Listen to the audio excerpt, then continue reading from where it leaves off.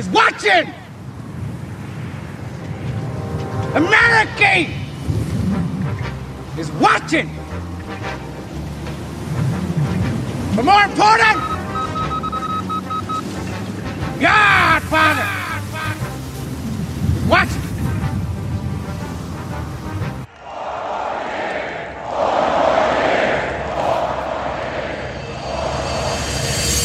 This is a movement like we've never seen in the history of our country. Wisconsin is Trump country. And that's what this fight is all about. We're taking on the failed political establishment and restoring government of, by, and for the people. It's the people. You're the people. You won the election. We love this country. We love Donald Trump. Promises made, promises kept. We support President Trump. This is epic. Donald Trump is our president. With every last ounce of heart and hope and sweat and soul, we are going to make our stand. We are going to stand for liberty. We are going to stand for justice. We are going to stand for freedom. And we are going to stand for the sacred rights given to us by the hand of Almighty God. You joined our movement, the greatest movement in the history of our country. You protected your family. You defended your dignity. You recaptured your destiny. And you took back your country with that great election 2.5 years ago. We are one united movement, one united people, and one United States of America. Ladies and gentlemen, please welcome the President of the United States, Donald J. Trump.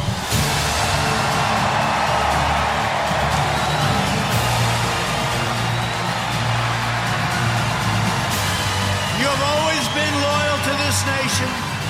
Now you finally have a president who is loyal to you.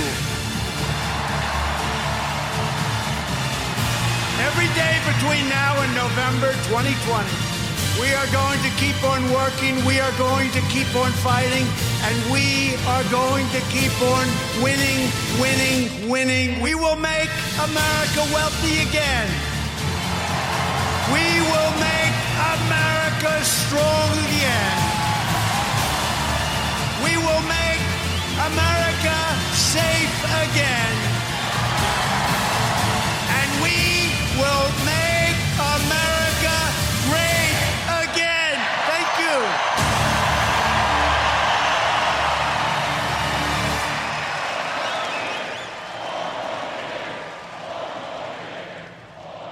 And welcome to Cold War Radio, ladies and gentlemen, live from Pittsburgh, Pennsylvania. I'm your host, Hutch Bailey Jr., deep down in the broadcast bunker. Let's go to the Emerald City of the South, the ATL, and welcome Stacy Rush to the program. Good evening, Stacy. Good evening, Hutch Bailey Jr. and Sal and everybody listening. I hope you are having a wonderful day. I'm looking forward to joining you guys tonight. Doing good. Over to the another zip code over. Let's welcome Sal to the program. Hello, Sal. Hey, Hutch and Stacy, what's going on? Ready to get some topics covered tonight, that's for sure.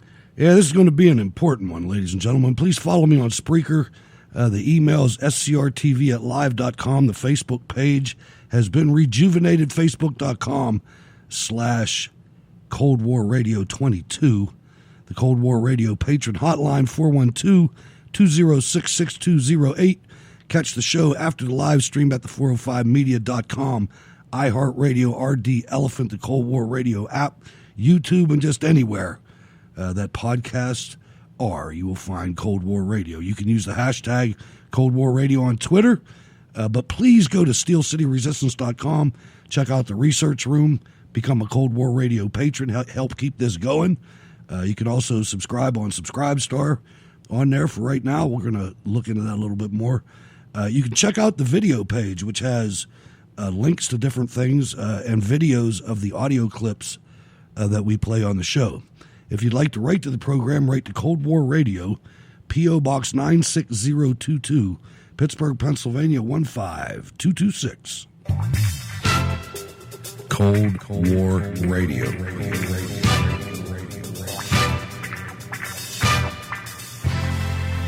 All right, I want to thank everybody for coming out tonight, and every night that you come out.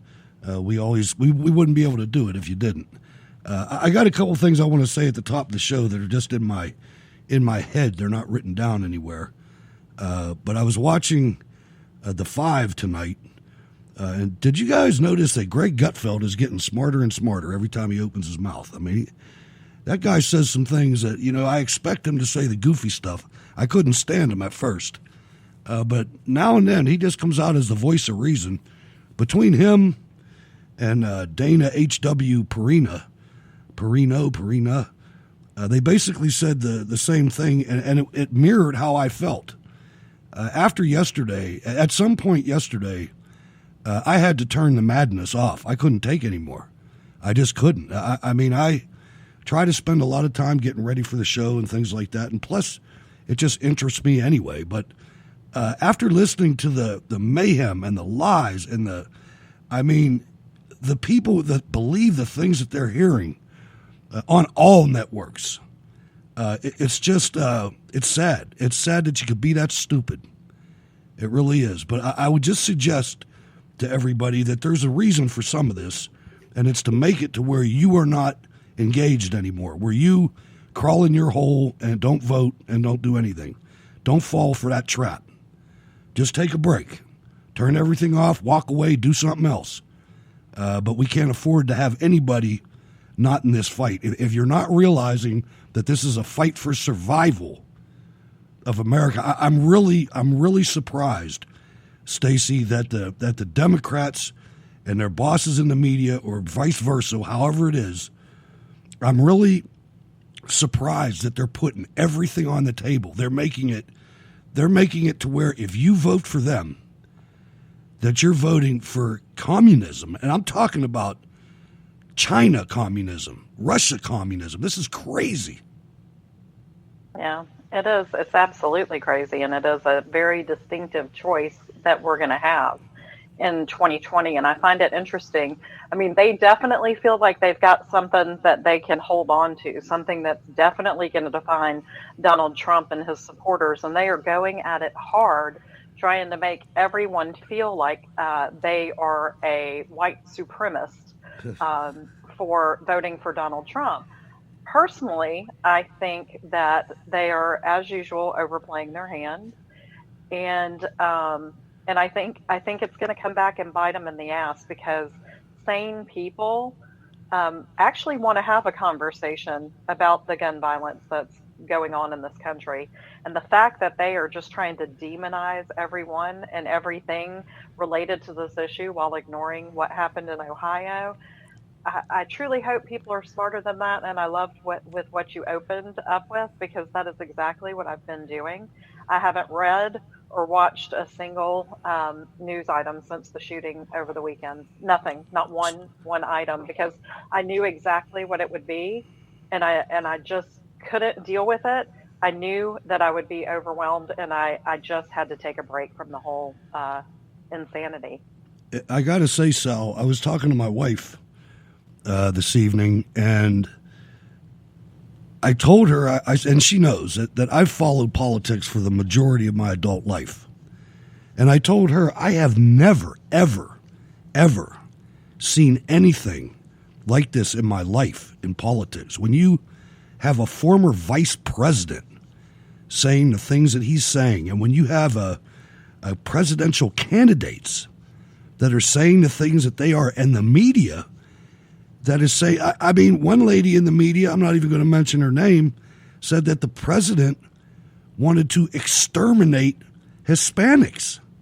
I heard about that, Hutch, and I heard about it in another podcast today, and the reaction to that was, that is not true. It is not true one bit, and that what the media's goal is to, what it should be is actually to find truth in things and to give you the facts and let you make an opinion upon the facts. Well, what they're doing is putting out these controversial sound bites that aren't true, then along with a promote them and put them out to the American public that they are true. And that creates a narrative that some people believe in, which we know is totally false. Along with those same lines, Hutch, the person I was listening to today suggested that if he did the same thing, he would be fired on the spot. Why is that person not being held responsible for the straight out falsehoods that they're saying? Well, why is that network permitting that to happen? It is just downright. It's a lie. It's not good for anyone, whether you're left or right or center or whatever you are. It needs to go and it needs to stop. I don't know what can stop it. Oh, I do. I know what can stop it. The FCC can stop it. Yeah, but the thing is, you need to be informed. You need to actually find the truth and what the actual facts are, and don't be a Dumbo and believe what some of these places are putting out, because it's just not true. No, you're right. And there's several other things too. And I just want to say this because I don't want to forget to say it. There's going to be several Trump supporters that are going to support this red flag communist law that he is supposedly supporting. Let me just explain how this works. The Second Amendment is the Second Amendment. We don't need any more gun control laws at all. If you want to have something that's going to fix these shootings, there's ways to do it without messing with gun control laws. You have to understand when you're going through these periods, first of all, the Democrats only have one goal. They have one goal, and some of the Republicans do too, and some police chiefs do too. And that one rule is to take every single gun off of every single American citizen that's not in the government. That's the goal. The Democrat Party does not give a damn about background checks, about bump stocks, about red flag. They don't care about any of that. They accept the level of violence that they have because it allows them to get closer and closer incrementally to taking your guns. Now, if you want the people like Joaquin Fidel Castro that doxed the people that donated to Trump in his district to be the only one with guns, or in New York City, a flyer is starting to show up that says death camps for Trump supporters. Do you want those to be the only people that have guns? No. A red flag law means that the same people that dox Trump supporters in their district are going to be the ones that decide if a red flag is appropriate for you. And just understand that no gun control is going to stop any of this, and they know it. And they don't care about stopping it. All they want to do is have an unarmed peasantry so they can do with us what they want. Here endeth the lesson. And let me pipe in here just for a minute about backdoor ways to gain control of our guns. And I want to remind everyone that when Obamacare was put into action, if you have children and you take them for their annual checkup with their doctor, you are in the room with your child, and the doctor asks your child if there are any guns in your house. And how many, and what kind, and where are they? How many? Do you know where they are in your house? Do you have them in a safe?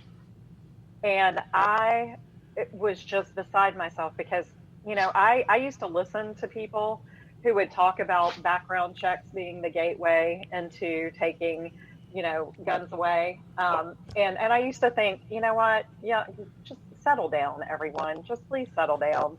It's not that bad. But when I see all of these situations being so politicized to the point where we can't have a conversation about what is really causing this violence, and yet they are trying to backdoor ways, like through your children, to find out who has got guns, how many guns you have, and with these red flag laws, everyone says if you're unstable, you shouldn't have a gun, and I think there is. Adults can have a conversation about this, but when you give that power to the government, then they get to decide who is unstable. Let me tell you a real insidious backdoor that goes right along with that a lot of people don't realize, Stacy. You remember the mad push to digitize everybody's medical records. Remember that? Of course. Guess where those checklists go? Guess where those the government gave the doctor the checklist to ask, and when he's done, he enters it into that. If you think that's not a registry, it is. It is. It is. And it's just a scary, scary situation. And I'm here to tell you that I'm willing to have some conversations about what's going on with all of these mass shootings. But they need to be conversations, and they need to be had by sane people and not people who are emotional about it and politicizing everything about it. And we've got to really get to the cause of it, because what's so frustrating is you notice that these are young men lately who have been going around and shooting up people. And why do you think that is? I think it has a lot to do with the fact that we are demonizing men all over this country. And they're being raised without men. Yes. How do you expect it to turn out? Exactly, 100%. And when you're demonizing everything that they do, you're going to have some people with some loose screws who are going to go nuts. That's right. And we need to have real, honest conversations about what is going on, and stop going to the left and the right and saying, we need to ban all assault rifles, and we need to have background checks, and then all the way to the left or to the right where we need to have zero controls with guns. And I'm more to the right in that situation, but something is going on in this country. It is, and it's not. But it's not the weapons, Stacy. The M16 and the AR-15 have been around since the '60s. You know what I mean? This isn't something that just automatically we have. Now we have 100-round magazines. We never had those before. We had them forever. The thing is these people don't have any parental guidance from somebody who can kick their ass and set some. Go ahead. I agree with you, but the unfortunate part about it, Hutch, is how conservative I am. And if I am sitting here telling you that I want to have a conversation about all of this, you can bet your bottom dollar that a vast majority of people in this country want to have a conversation about it. And that conversation doesn't include everybody keeping every single gun that they have. And I am not one to sit here and say that the gun is the problem, because the gun is not the problem. But I don't think you can even have a conversation without getting to a point where there could potentially be some sort of compromise, because you've got so many people sticking so far left and want to ban and register everything. And then you have people so far right who don't want any controls on our guns. And I am just telling you that as a mother and as a conservative, if I am saying I want to have a conversation about it, I really believe the vast majority of Americans do as well. And I don't think it behooves our party to just stick to our guns on this, for lack of a better term. And I know people disagree with me, and I get why people disagree, but it's almost just like the whole changing demographics in the country and the changing of how millennials feel about everything. I mean, the reality is we have to accept reality. We've got to start working within our parameters in this country.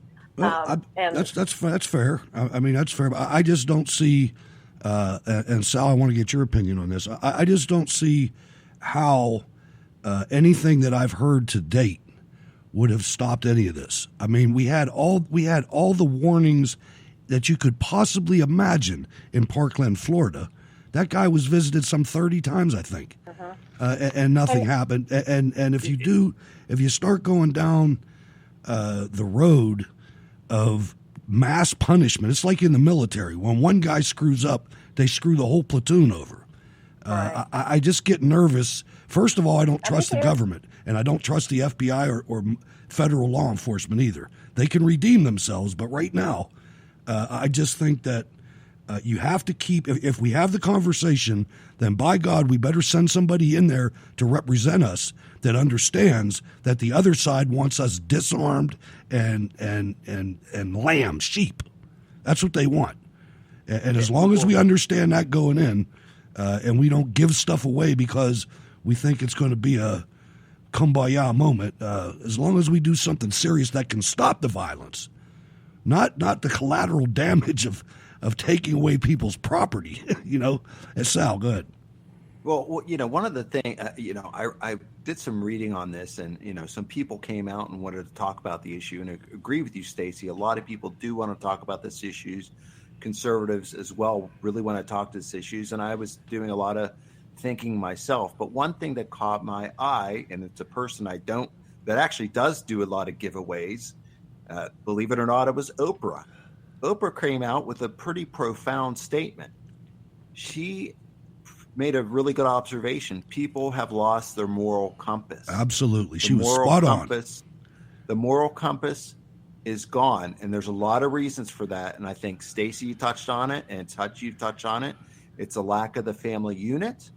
She went even further. She said the church.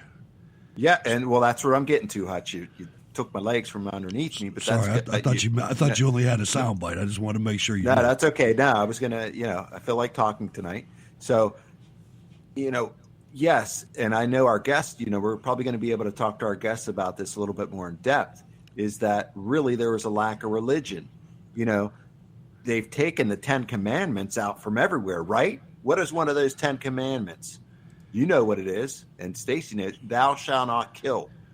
Right, and it was actually slightly misinterpreted from Israeli. It's supposed, and I heard a rabbi say this, it's supposed to be thou shalt not murder.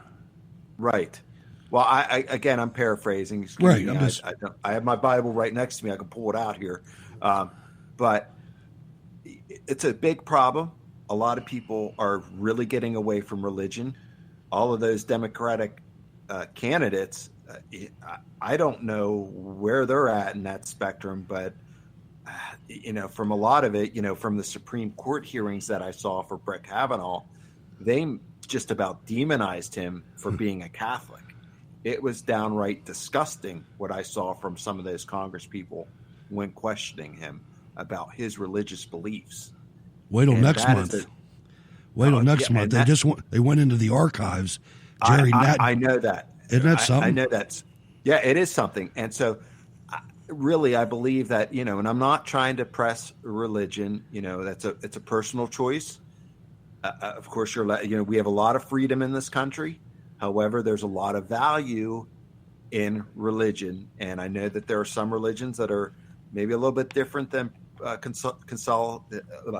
than Jesus and God, and we have a lot of different conversations about that. But fundamentally, if you're not a radicalized religious person, there's a lot of good lessons in religion, and that is likely one of the key tenets to them is you don't kill another person.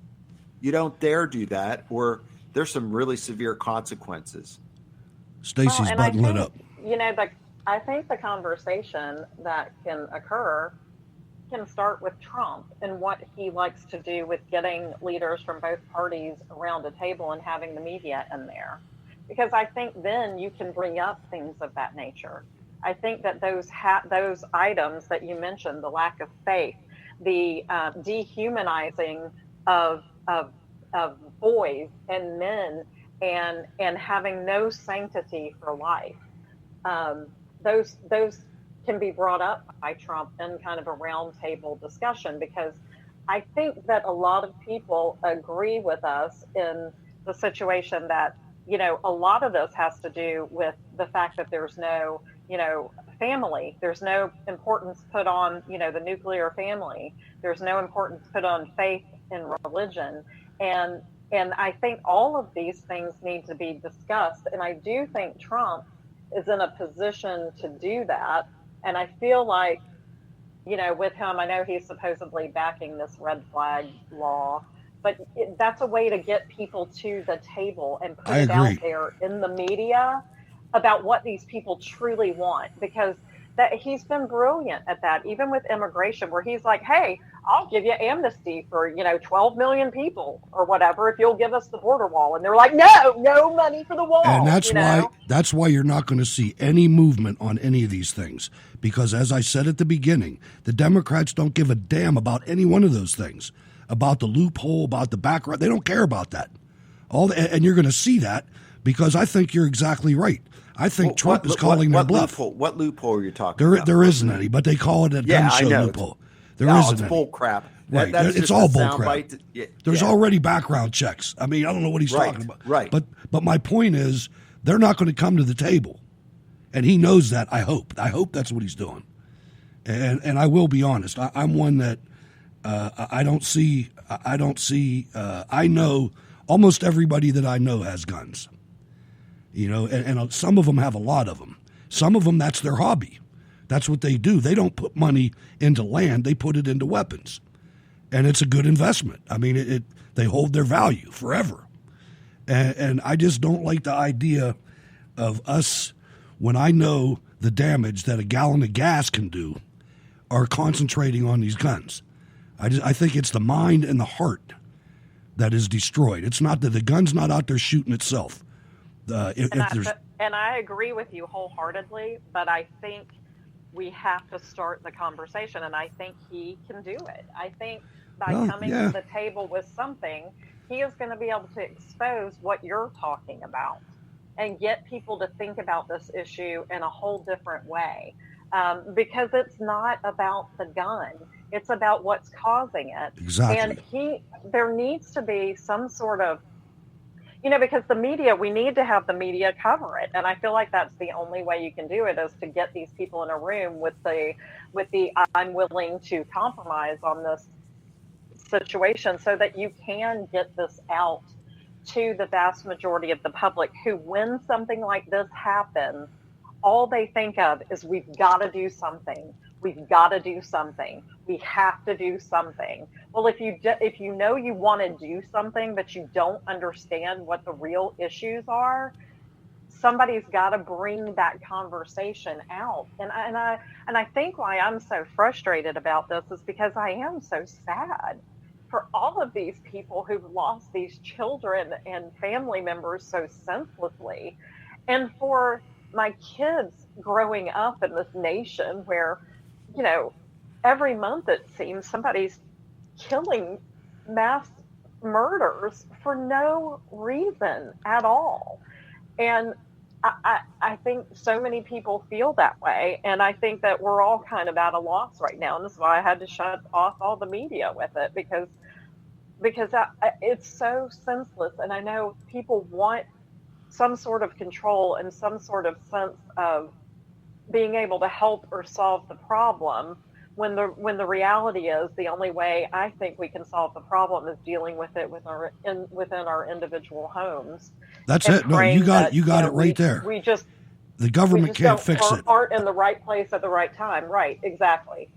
Americans can fix it, but the government's never going to fix it because they're disingenuous. I mean, they don't. And Stacy and Hutch, we have this problem every day in the inner city. In Shea, yep. And it happens chronically every day, where you see a young male, likely in a fatherless home, murdered. And we'll follow this up in a minute. Ladies and gentlemen, we are lucky to have our guest on the line. Our guest is Dr. Bruce L. Hartman, an author and Christian advisor committed to walking with people into a brighter future as they navigate life. An excellent guest for our conversation this evening. Bruce's first book, Jesus and Company, received the Reader's Choice Award in the fall of 2018. Prior to entering the world of ministry, he was a Fortune 500 CFO, where his skill with working with people created many changed lives. He graduated in 2013 with a Master of Divinity from Drew University Theological School, earning the Daniel P. Kidder Award for Excellence in Pastoral Care, and received a doctorate degree from Drew in May of 2018. Hartman's passion for mentoring people throughout his career has enabled him to repeatedly develop talent into C-suite executives, encourage employee engagement and development at all levels, and transform organizations into high-performing centers of excellence. He presently serves as the president and on the board of directors of A Future with Hope, as well as serving on the boards of Drew University and United Methodist Development Foundation, and so much more that we'll get into. Dr. Hartman, welcome to Cold War Radio. I'm Hutch Bailey Jr. Hi, thank you for having me. I really appreciate it. Oh, we love to have you. I have two co-hosts. I have Stacy Rush in Atlanta, and Sal is close to Pittsburgh. Good evening, Doctor. We're so glad that you're joining us tonight. Thank you. Yeah, and thank you for having me. All right, so you have a new book out that is very pertinent to what's going on today, I think. You're the author of Your Faith Has Made You Well, a radical new way to create peace and hope. And we're sitting here talking about the recent events in El Paso and Dayton and the visceral response to it. And I think that I want to hear what you have to say. I read a little bit about this, but I'll just open it up to you, sir. Well, the new book, it's actually due out September 3rd, so in another 4 weeks, but it's available for pre-sale on Amazon and on my website as well.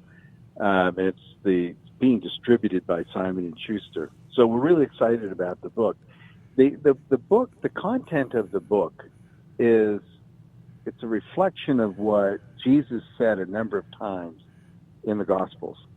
He would look at a person and say, "You've been healed. Your faith has made you well." And I think we all know the story of the woman who was bleeding for 12 years. It was a comment he made to her. Comment that he made to the centurion whose servant was ill that Jesus healed. The point of your faith has made you well, and what Jesus is saying is, I'm not a genie. You worked with me, and that is how you got healed.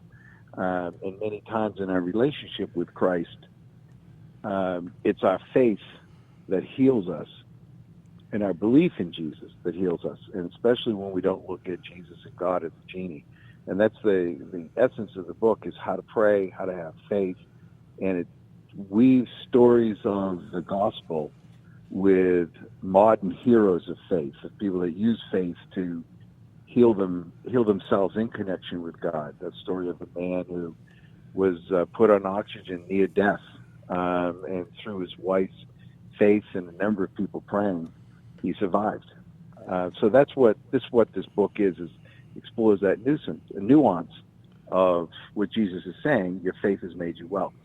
So as it relates to the gun violence in El Paso and Dayton, these are certainly not acts of God. And I'm a firm believer, and I say this a lot. I even tweet this once in a while. Whatever God does is love. So these are not acts of God. But I think all of us, need to respond. And I think that's, for us as a country to have healing, there has to be a response that's permanent, because this continues to happen, and we need to understand why it happens. Everybody has theories and opinions, but I think as a country, we need to put away the acrimony and start to work with God and with each other to find a way to prevent these senseless tragedies from continuing to occur. I agree completely with that. I just wonder, and I'm going to try not to make this political, but it's pretty hard, Doctor. When you have half of the political world in the country that is just about as close to atheist as you could get, how can we come together? I mean, these people took God out of their platform at the Democrat National Convention 8 years ago. Well, I wouldn't lose hope yet, Hutch. There's a Pew Research survey that says that 70% of Americans are Christian. 90% of Americans believe in God. And I think the voices you're hearing at the leadership of the Democratic Party, I think they're fringe voices. I don't believe, and I believe the Pew Research poll is right, that most Americans believe in God. Most Americans are Christian. And those that are running the Democratic Party are alarmingly not listening to their constituency, and that's why they lost the last presidential election. So I wouldn't lose hope yet. Hey, Doctor, this is Sal here, and I want to switch gears a little bit, and I want you to talk with us a little bit about a question that I have is how religion and business seemingly would appear not to mix together, but are probably very much important because, one thing for me that comes to mind is integrity and possibly helping other people or helping your Christian brother or neighbor. So can you share a little bit about your experiences in the corporate world and getting those two combined? Yeah. So, when I was in theological school, I would hear this comment about how business people are, I guess they're mean-spirited, lacking integrity, and evil. And that just wasn't my experience as a Fortune 500 CFO. I'm not saying that there weren't people that you had to be careful with, and I'm not saying that there weren't people that did devious things. There certainly were, but the vast majority of people that I worked with were just like us that are on the phone here tonight and listening in. So one of the things I say to people, they say to me, how can you mix religion and business? And it's simple. When you go to work tomorrow morning, live the gospel. You don't have to say the gospel. You just have to live the gospel, which basically means, in the golden rule, or as Jesus said in the second commandment, treat your neighbor as you love yourself. And in the golden rule, it says treat your neighbor as you would be treated, as you would want to be treated. That's the essence of integrity and character in business. And, one of the critical business ethics questions can be answered through Christianity. And one of the simplest business ethics question that most business people have to deal with every day is, what ought I to do about a situation, about a person, about a product? And it's always a question you have to resolve. What ought I to do? When you bring Jesus into your thinking, you make the right decision. Now, you may have short-term losses, but the best companies are the ones that do it with integrity and character and follow Christian values. Very much agreed. And it sounds like I've been actually reading a good bit of Timothy Keller, and it sounds like you've reiterated a good bit of what he speaks and has written about. Can you tell us about any maybe transformations that have happened, that maybe you were in a situation where you didn't think maybe it would work intersecting those worlds and it happened? Well, in my book, I name a number of those, and I like the way you described it, transformations you didn't think would happen.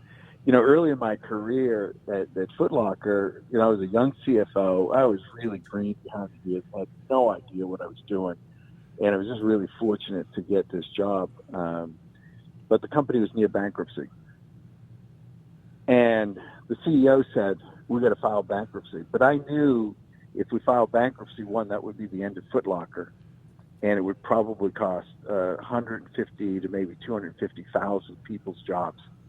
So I refused, and that was a tough moment. But I thought about it like a football coach would think about it. Sure, the other team has the ball in the 1 yard line, but until they've scored, you haven't lost. And that was the attitude that I had: is we just have to keep praying, we have to keep working hard, we have to keep doing the right thing, and it will turn out. 2 years later, Fortune magazine wrote an article about our company. They called us the no longer troubled financial company. And, we were making money. We were putting money away every month. We reduced our debt significantly. Sales were up, and it was just a new day for our company. There was nothing that May day when I told the CEO that we weren't filing bankruptcy. There was nothing logical to tell me that I was making the right choice by refusing to do what he said. Man, so, nice job. Nice job. I mean, that's good stuff. Let me ask you. I right now, I think that I can't keep you too long. They told me how long I can have you. I want to talk about. I think one of the factors that joins all these shooters together. One of them is that they're all very lonely, despondent, and no friends. and things like that. And in your book, you provide a radical way to use faith as a guidepost when standing in some of these inevitable crossroads of life, like where do I go shoot this up or not?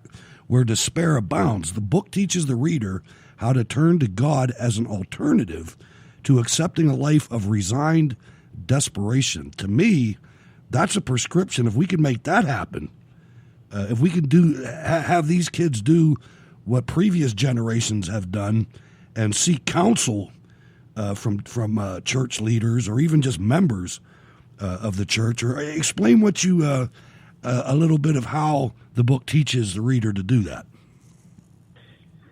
Yeah, so we've all had these moments in our life where you have to choose between going into the valley of despair, or you can choose God.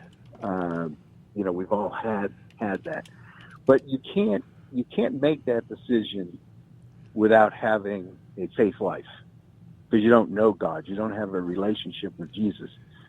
So what the book does is it's prescriptive in the first part of the book, the first 3 chapters. It explains who Jesus is, it explains what faith is, and it explains what prayer is, all designed to give the reader an understanding of how you develop faith, so that when you are there, you know where to turn.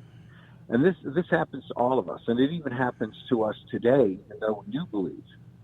Who do we turn to? And it's the hardest thing. It's the hardest thing to do, but it's the easiest way to resolve the issue. And the point you made about these young people that are lonely, I think our churches are failing our young people, and that they're not bringing them into the church services. They send them off into these private rooms for junior high and high school worship. I think they should be there in the main room, hearing the word. And the second thing we should be doing with our children is putting them in service. That's what kids love to do. And it's a way of kind of funneling that despair into something that's productive. And it also teaches kids the value of God. Oh, I agree with you 100%. I grew up that way. I mean, I was by no means an angel or anything of that nature, but every Wednesday afternoon we went to the church and played basketball, and there was I guess an hour or so devoted to talking with the pastor or whoever was running it at the time and talking about the gospel, and then we ate a great meal. We did that every week, and every Sunday we went and, I was an acolyte or sang in the choir or whatever, and every summer we went to summer camp with the church. I mean, we all knew each other, and it was, there was problems, but they were talked out, and things. And I just think that these kids today, especially with the advent of the internet, where they don't even have to talk, I think a lot of them don't.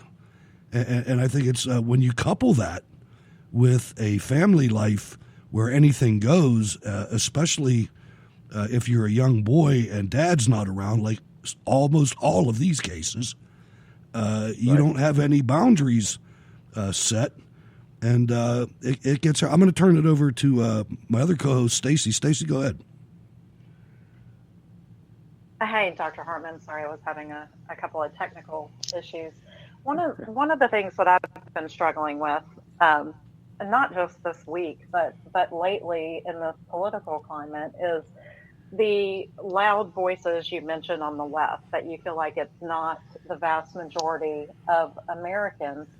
And what I feel like it does to me at times, and I think it's kind of designed this way, when you have the loudest, most negative screechers out there all the time, resisting, fighting at every turn, that then it diminishes my will, my spirit, to fight the good fight, to engage in what is an important, I think, part of our country right now. I feel like we all need to be engaged in various ways.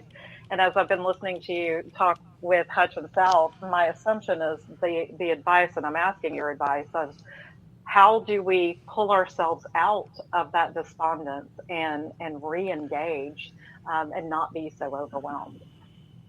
Well, I've written a couple of articles about this. There's the term for this understand. It's called the exhausted majority. So when you look at the very far ends of both of the political spectrum, those are the voices we're hearing. And we all end up with this opinion or impression that that's how everybody feels. But they've done a number of studies where 70% of Americans feel like just like what you just said. And they're asking the same question. So I think one of the things that we have to do is learn to be civil with each other.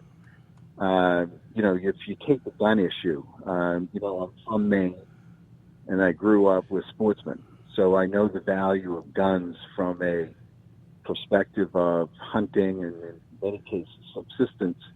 And if you took the guns away from them, that's a diminishment to their life. But I also don't want to see people killed in a Walmart in El Paso. So the other side of that, rationally, it's the size of the magazines. And these magazines have been engineered so well over the last 15 years that you can actually, as happened in Dayton, you can injure or kill 35 people in less than 30 seconds. That's really not the gun that the Constitution was talking about. But I think having people talk about that without screeching at each other, which is really what we have, so that's part one of this. And the second thing is I think it's about voting. I think our political leaders, both in the Senate and in the House, they're not really listening to us. They're not really patriots. They're lifelong career politicians.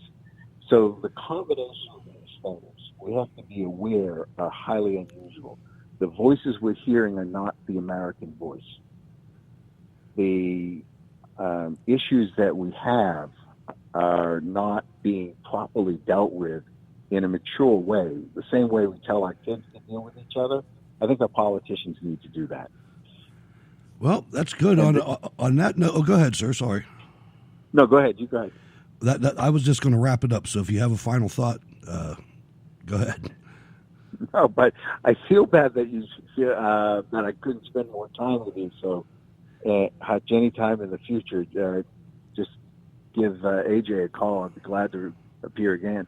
Outstanding. Absolutely. We'd love to have that. You've been a great guest. And again, we could probably have this conversation for a much longer time.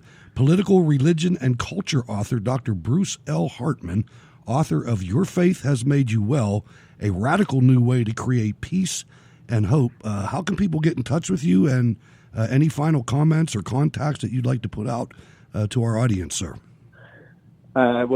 You can always get me at www.brucelhartman.com. There's a place to leave notes, and you can sign up for my email list or buy books or read some of my blogs, particularly on the subjects that we're talking about tonight. All right, sir. Well, thank you very much for coming on. I know Stacy and Sal enjoyed it. Maybe next time we'll book it for a little bit longer time. How about that? And I'll tell AJ to give you an hour, right? All right. Thank you, sir. Thanks for coming on Cold War Radio. All right. Bye-bye. All right, ladies and gentlemen, Dr. Bruce L. Hartman. Great interview, but I got to do what the boss says, and Mona said 20 minutes, so it's 20 minutes. That's the way that works. But anyway, the only thing that I would say to add to that is if we're really going to have the conversation, then we really have to talk about the Constitution and what the framers meant. Because I do disagree with that last point. The Second Amendment has nothing to do with hunting, and it has everything to do with keeping people like Eric Swalwell the hell off my street.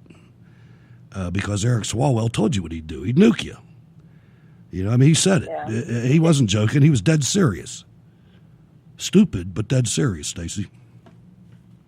I know, and that's the problem with the majority of the politicians is they are stupid. And I do take the point that Dr. Hartman mentioned, and that is, voting is extremely important, and I don't think they're listening to the constituents about any of this. And so, I think we do have to take it upon ourselves to, not only get out there and vote, but like you said, get back to what the framers were discussing. They were some extremely bright men who understood power and corruption and designed our system so that we wouldn't fall into these traps. And it's almost as if we have to start all over again with that education. You're so right. I mean, just think they were all persecuted, and just think during the time that they were moving here, they were jumping in boats before gasoline.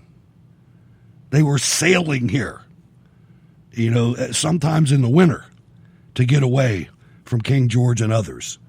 It's something else. But I just want to make one more point, and that is, if it wasn't for our Second Amendment, we would all probably be speaking Japanese or German right now. I mean, there are other things involved with having an armed populace other than day-to-day life. Hey, let me interrupt here real quick, Hutch. What if the Jewish population was armed? Because they were, but they got disarmed. Right. What if they were armed before exactly. the Holocaust to happen? Think about that. Think about that atrocity that happened. Think about this. Think if Hillary Clinton was president right now. Yeah, well, just, one of the worst atrocities in our world on the level of and they unarmed our citizens. Just imagine if a few people had guns in every household. They could have gotten rid of the Germans. Yeah, it would have been ugly. Yes, taking a life is not a good thing. However, we have the God-given right to defend ourselves. That's right. Thou shalt not murder. There's no thou shalt not kill wasn't translated properly. Thou shalt not murder. But sometimes you have to kill to stop evil. I mean, it's the only place you have to kill to eat. I mean, there's just things there's bigger arguments. This gets zeroed down, and we get into the the micro of this when you have to go up to 30,000 feet every now and then. You gotta realize that this is something that if you look at the way the current Democrat Party is, it is very similar to the Chinese communists in Hong Kong, outside of Hong Kong. The difference is that in Hong Kong, those people are going to die because they're not armed to be able to take on the PLA, People's Liberation Army, the Chinese army. And I'm not saying that if they were armed, they would be able to, but it would cause the Chinese government a little bit of a pause if they knew they were going in against armed people, the same way it causes the U.S. government the same pause.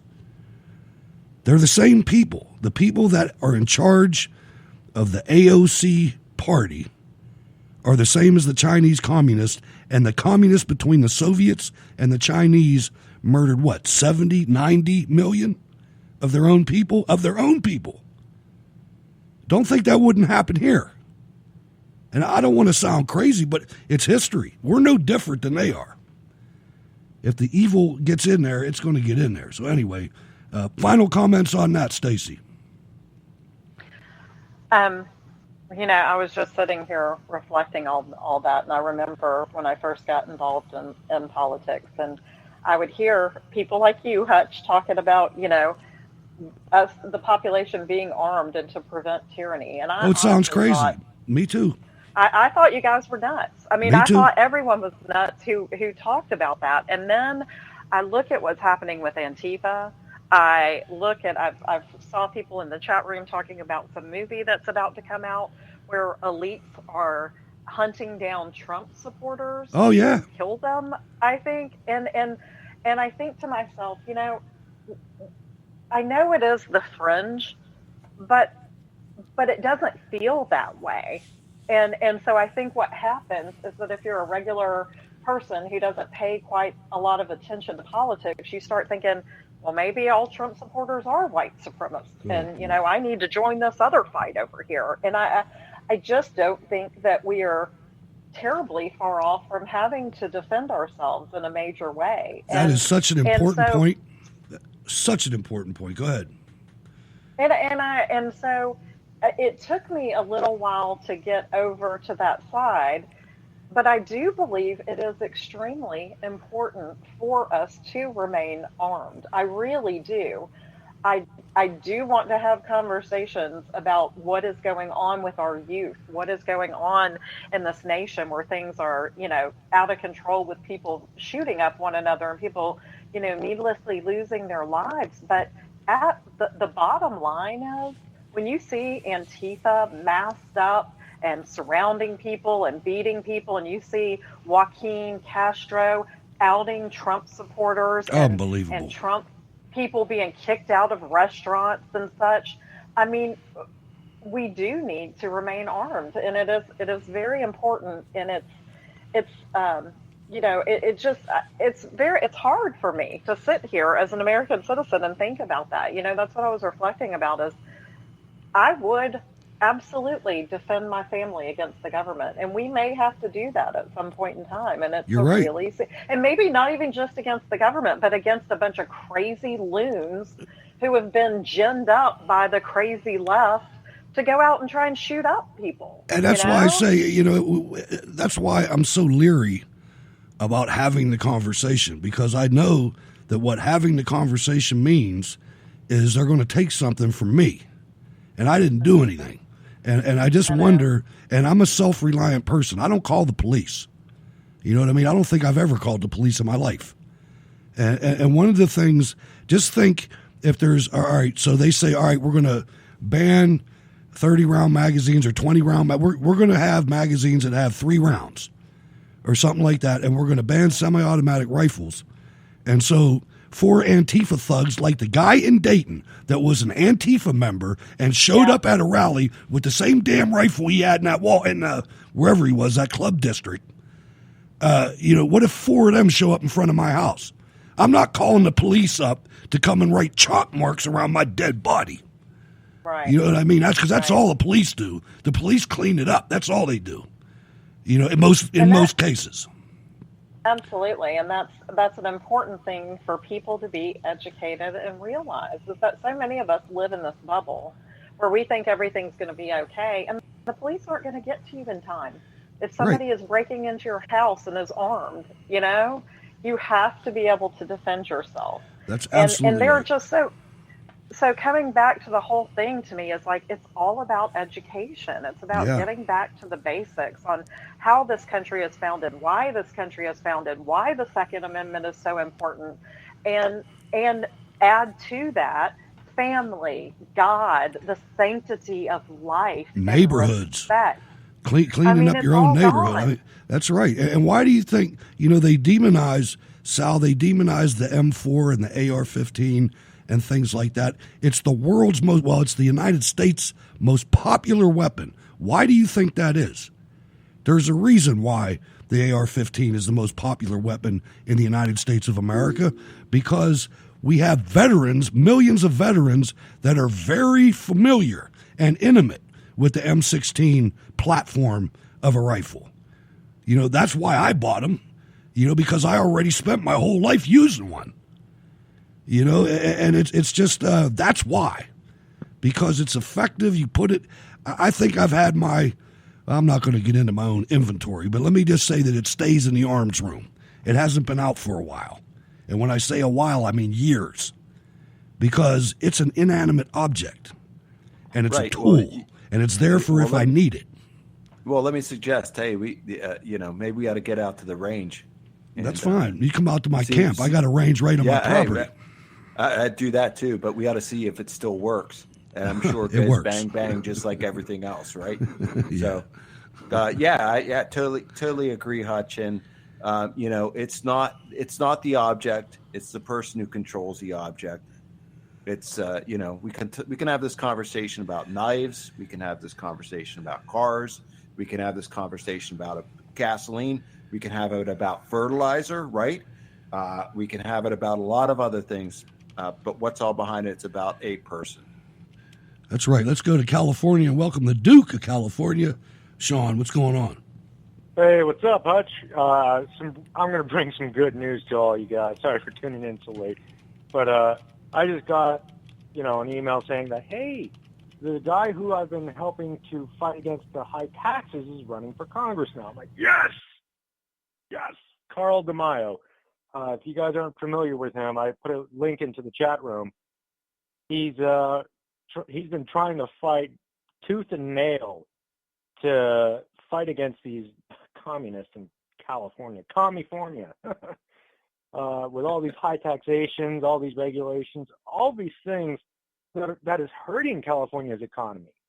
He's been fighting it, and we've all been helping him as much as we can. We've donated here and there, so if you guys can all check him out, he's gonna need some help.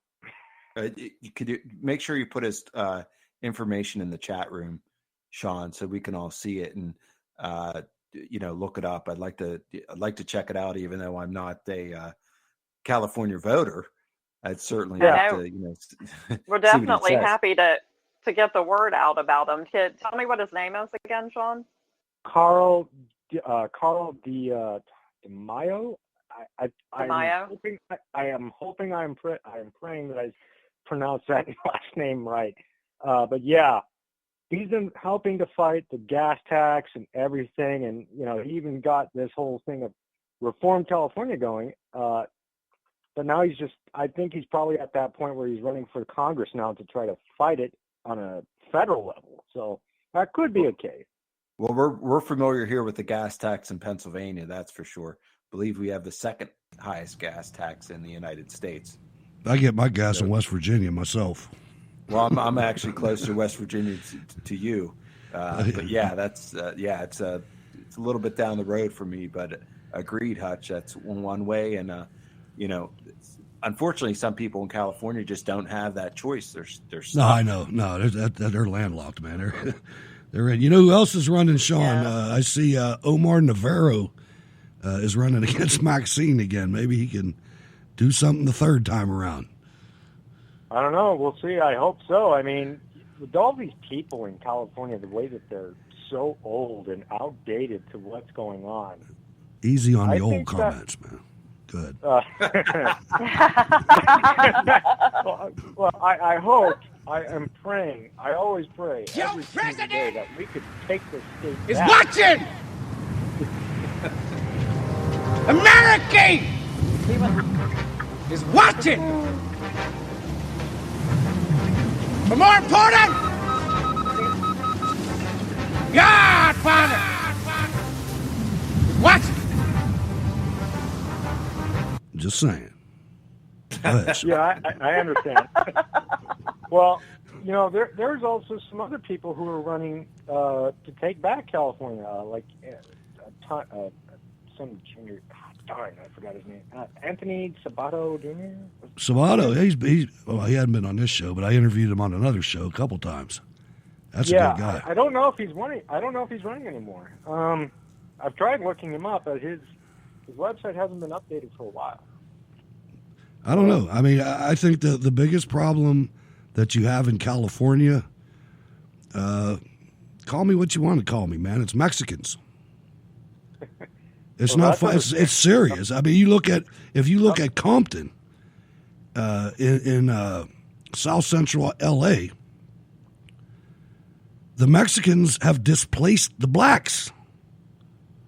Oh yeah, they're pissed. I mean, it's and they're not. It's the illegals. I mean, this governor rather. It's like he wants to destroy it. It's unreal. But to do it. I'd love to see it again. I'd love to see Trump go out there, and whether he wins or not, it'd be nice to get some a little bit of morale support for people like you. Yeah, my biggest problem. Well, our biggest problem here. I'm sorry, in the state of California is I don't know anybody who's going to run against them. Yeah, that's what we got here in Pittsburgh too. I know. Go ahead, Stacy. That's what scares me.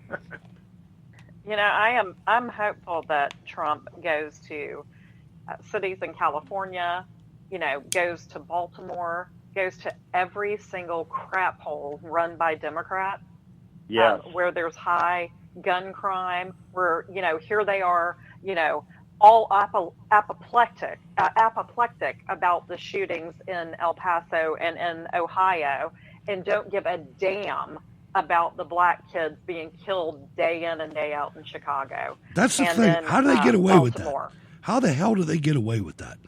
Our media is so bad. Our media and Twitter and Facebook, they're all dumpster fires, man.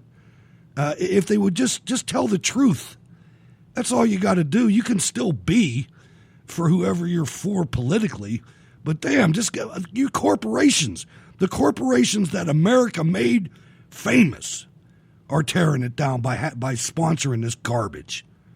I mean, well, and I've said it before, and I'll tell you again.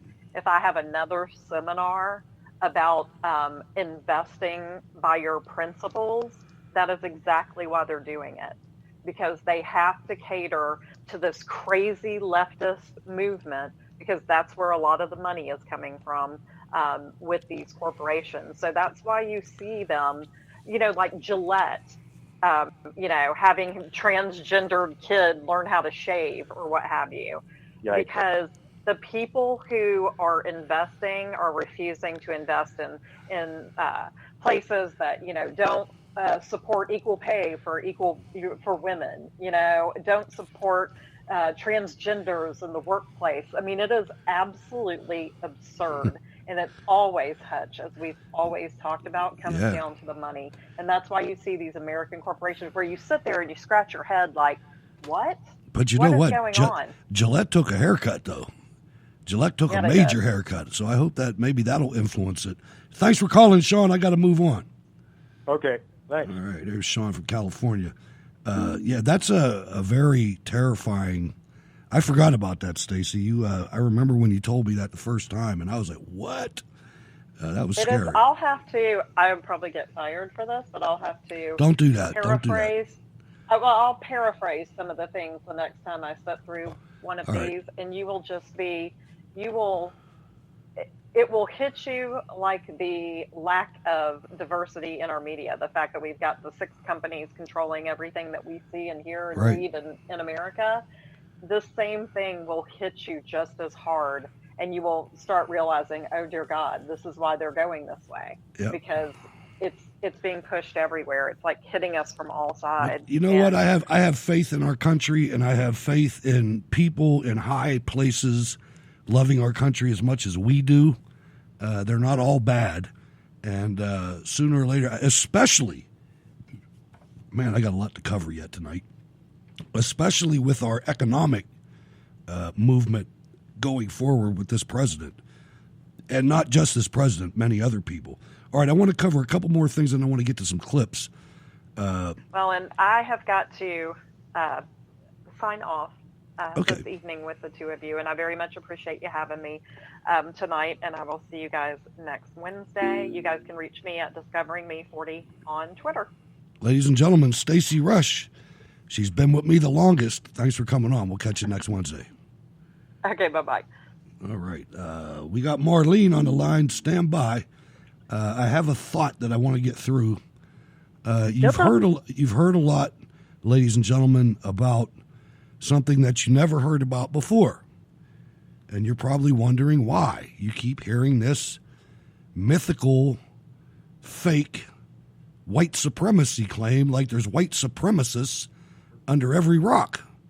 I've never seen a white supremacist that wasn't on Geraldo or Morton Downey Jr. or something like that, but I guess there's a couple of them out there.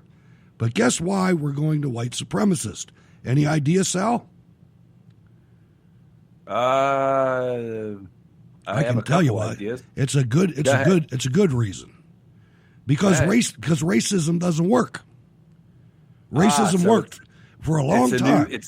It's a new game. That's right. Just like Mexicans are the new blacks. White supremacy is the new racism because racism didn't work. And if they think white supremacy is going to work, racism exists. White supremacy, not so much. I mean, maybe it's out there a little bit, but it's certainly not a threat to anyone. It's ridiculous, and anybody with a half a brain cell knows that it's ridiculous. And I just think that it's further and further proof that the Democrats are out of time, man.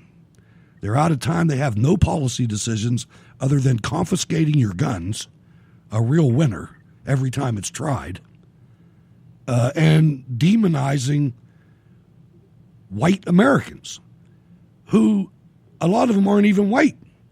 A lot of non-white people voted for Donald Trump, and even more, many more, are going to vote for him in 2020. So I think it's almost a good sign. It's sad for me to see professional newscasters saying it, but good. Yeah, the other thing is I'm tired of being labeled. Like I'm pissed off. I'm mad. Yeah, I'm tired of just because I'm tired of being labeled. It's disgusting. Not to sound like a cliche out of a stupid white boy book, but I've had so many black friends in my life. I mean, very close friends. It's like I taught my children. You don't even worry about what somebody looks like.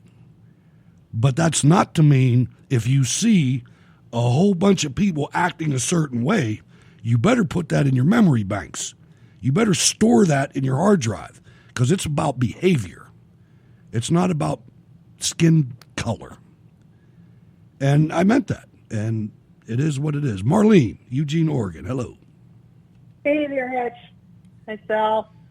A couple quick comments on the red flag laws. I don't think they're a good idea overall. I mean, my gosh, we've got all these other laws on the books, and that have to deal with background checks and all this other whatnot. And I don't care how well-meaning it may be. It's just not going to work. There it is. That is so. What we're doing now is we are reacting emotionally that everybody wants something to be done. Do something. Yeah. Right? Well, guess what? Oh, I know. You want to do something, you do it. Don't ask the government to do it. That's a sign of a weak people. Mm-hmm. That's the work when the government does something. It's probably the worst possible decision. Absolutely right, and that's my fear. That is my fear, that this red flag law goes into law, and now Bill Peduto gets to decide who gets a red flag in Pittsburgh. You know what I mean? Think about that, man. Think about Eric Swalwell being the guy that decides whether armed government officers can come into your house, kick your door down, shoot you, and take all your guns if you resist. No. Not a good thing. And let's not even talk about our veterans. Our veterans out there right now, many of hundreds of thousands, well, let's not go there. Many veterans out there suffer from post-traumatic stress disorder, shell shock, from things they had to do. A lot of the combatants in our current wars were not combat soldiers. They were truck drivers, not made of the same cloth as an airborne ranger. Different types of people. Right. Now they're walking around and they can't sleep, and they will not tell the VA that, because they know the VA will turn on them and they'll be on that list, and they won't be able to buy a weapon to protect themselves, probably the only thing that makes them feel safe. Right, it's having a weapon of some sort. Yeah. And you don't hear veterans going around shooting people up, because they don't do it. Now, Hollywood and Netflix will tell you that they do. But in reality, it doesn't happen. Yeah, I know a vet who does have I guess what do they call it, sealed or permit to carry a gun, whatever the heck it is, I forget. But no, he doesn't go around shooting people. Heck no. Right. He's got it there for God forbid if he needs it. That's right. So I might as well play this clip right now while you're here. Let me see if I can find it. Okay. Let's talk about this is Sal's issue, the red flag law situation. Just common sense. I mean, we all knew someone in high school, and you thought, gosh, they have potential to be someone great, but they're probably going to blow it. I mean, there are these people. I mean, this guy, that's a red flag. These red flags are apparent only with hindsight. No one would have said this about this guy a week Really? ago. I mean, if my kid had a rape list, Did anybody? if my kid had a rape list, I would get that kid a lot of help, a lot of prayer, and I would not want a gun in that child's hand. That's just common sense. This is an adult. This is not a child. This was a child when he wrote the list. Listen, I'm really certainly not 17 defending or his 18. behavior. Behavior is reprehensible. But honest, decent, law-abiding people should not lose their rights because some judge thinks they might do something in the future. That's the Soviet Union model, not the American. Body armor? Some legislation when it comes to body armor purchases? Well, anything they can do to deter people from committing a crime is probably a good thing, as long as they don't violate constitutional rights. Should I be able to get my own Iron Man suit in the mail? Probably not. Judge, Probably not. This kid, if he wrote a rape list when he was 18, I'm sure there's a lot that he did at 19, 20, and 21 that were red flags too, though. And they weren't reported in the database. Right, but it was 17, right? It was high school. But he was also arrested for a DUI. That was on there, but that would not disqualify him. No. All right.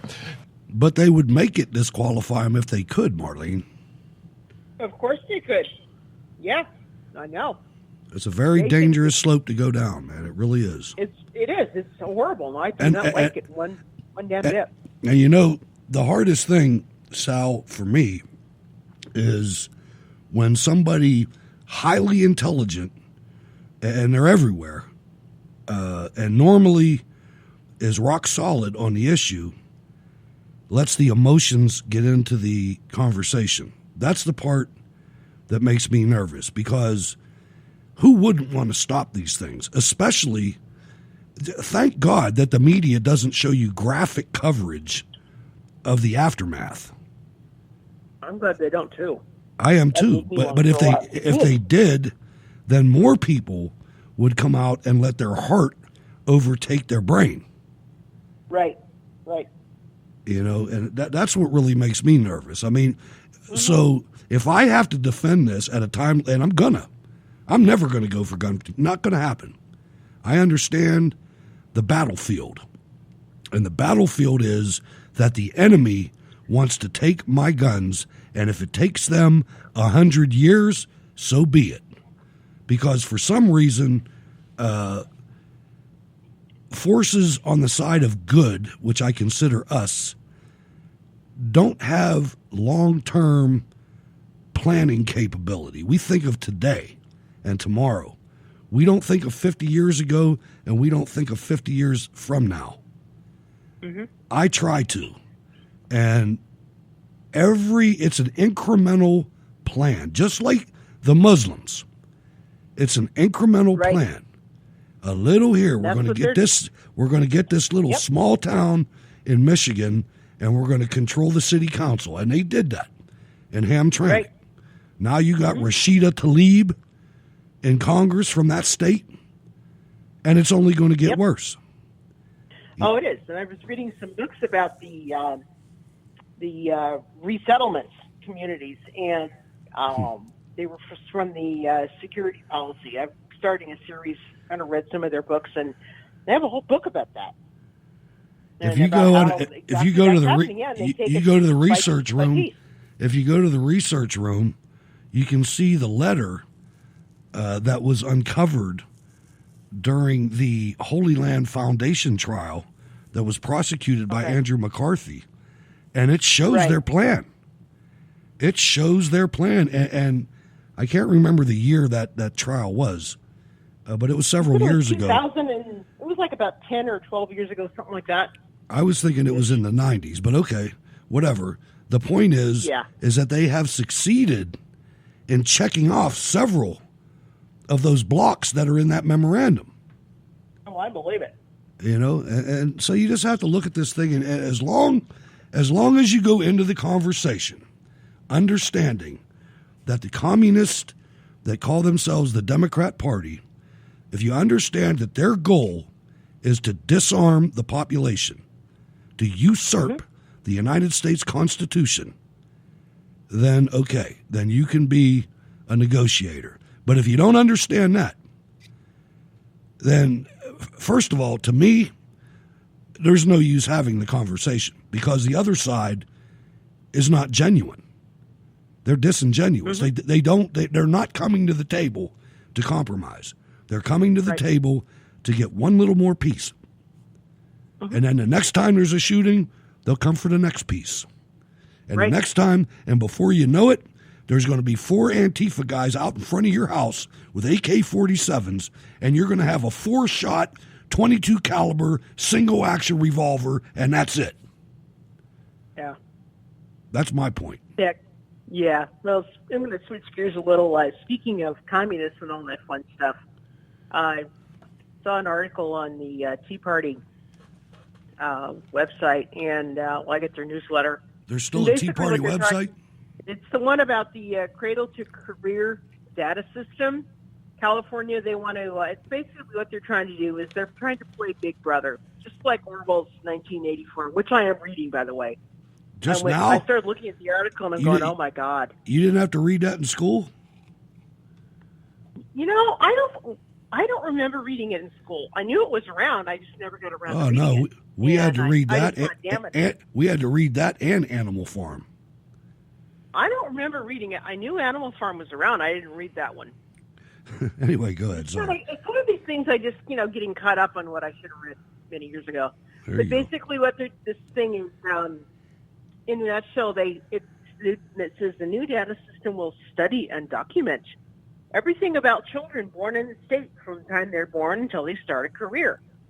And then they say how they can do this will with partner entities and include but aren't limited to state entities responsible for elementary and secondary education data, entities responsible for early learning, segments of public higher education, colleges, universities, state entities responsible for financial aid for college kids, child providers, state labor and workforce development agencies, and state departments administering health and human services. And that was from the Pasadena Star. Now, I started reading this whole thing, and I'm going, no, I don't like what California is doing, and God forbid if that comes up here in Oregon, I'm going to freak, but it wouldn't surprise me. Yeah, and I put the link in the chat room if people want to actually read the whole thing. There you go. So, ladies and gentlemen, check that out. This government, man, it's especially on insane. That's what it's doing. It is, man. I mean, you listen to this stuff; it's crazy. Hey, thanks for calling, Marlene. I got a bunch of stuff I got to catch up with. I know. All right, so ladies and gentlemen, I want you to listen to to Donald Trump Jr. about how do you say this guy's name? Joaquin Fidel Castro's list that he put out for Trump supporters and donors in his district. Executive editor said to Politico, the fact that Beto O'Rourke and Cory Booker didn't like it didn't influence me. I don't need the entire political field to tell me we wrote a bad headline. It was evident. It wasn't evident because it was true. But again, the New York Times doesn't function as a news organization anymore. They function as the marketing wing of the Democrat Party. So does the Washington Post and, frankly, most of the mainstream media. And that's what it is. It's not about reporting what actually happens. It's not about being objective in that. It's about driving forward a political agenda, in their case, obviously, a very leftist political agenda. And it's sick because there is no amount of effort, no amount of statement that my father could give that would ever satisfy them. It has to go that much further. And, I've seen what these things do. I see, what's going on with the Joaquin Castro craziness and putting out a list. I mean, that list sort of screams like the Dayton, Ohio shooters list. Right? When a radical left-wing politician who's polling at about 0% does this for either attention or a call to action, it's pretty scary. I mean, that was the same thing that the Dayton, Ohio shooter did. This is a list. And people should be fed up of this nonsense. This is a list of 44 people from San Antonio who contributed. The original to the president. Castro. The original quote was this. This is from Joaquin Castro. He tweeted this. He said, sad to see so many San Antonians as 2019 maximum donors to Donald Trump. The owner of blah, blah, blah, the owner of blah, blah, blah, the realtor, etc. Their contributions are fueling a campaign of hate that labels Hispanic immigrants as invaders. So he's not necessarily saying go and do something dangerous to these people. It's completely different than that. Perhaps not to reasonable people, but when the fringe crazies on both sides, and we saw that in the last week, right? You had fringe crazies on all sides. They see that. Man, now you're going after ordinary citizens, people who just are taking part in a political process. Honestly, imagine I did that. Imagine I put a list of Joaquin Castro's donors. Now, our people don't weaponize. Good point. Our people don't weaponize the political system, the same way. We don't do the organized boycotts that the left does and these kind of things. But publishing these people's their place of work, trying to maybe their bosses see it, maybe their bosses. Sal, I love Don Jr. I mean, he's like his father, but unfiltered. I mean, he says the things that need to be said. I mean, what a perfect analogy. Yeah, I don't know what that guy. Well, we know what that guy is trying to do. He is on the bottom of the bottom. He's trying to get some traction. He's trying to. I think it's a flat out stunt. It's a disgusting stunt. I think so too. I do. And when a guy, I think it really it shows his true colors. It shows he's a congressman, right? It shows who he really is. He's not trying to. How does that solve a problem? How does that work towards maybe finding a solution, or maybe he lies. He lies when he's talking, because he says that the president calls immigrants invaders, and the president does not do that. He called illegal immigrants in their thousands and sometimes tens of thousands invaders, and they are. I don't care about your feelings, Joaquin. And it's not El Paso, it's El freaking Paso. It's an American city, whether you like it or not. And that's the argument that they're making. That this you can't come in here and say that. I think what he did was just, like I said, downright disgusting. And, unfortunately, a lot of these people are into maybe the political correctness. I consider the people that come across the border illegally, they're illegal and they're criminals. We have laws that have been written for people who come across our border illegally, and they are criminals. And let's not forget the video. Let's not forget the video of thousands of people marching north under the Guatemalan and Honduran flag, with a guy in the front carrying the flag of Honduras and the flag of Guatemala. That's not an invasion? Now, it's not to say that some of these people don't have legitimate asylum claims. That's not my problem. Some of them may. Yeah, some of them may have. Some of them may have. They need to be vetted, and it's a huge undertaking that unfortunately that has been ignored for a long time. And again, this just avoids all the issues. Right. It's a stunt. It's a stunt to just do something to avoid the issue of. And let's talk about why issue. They have problems. Why do they have problems? Because they have leftist governments. That's why they have problems.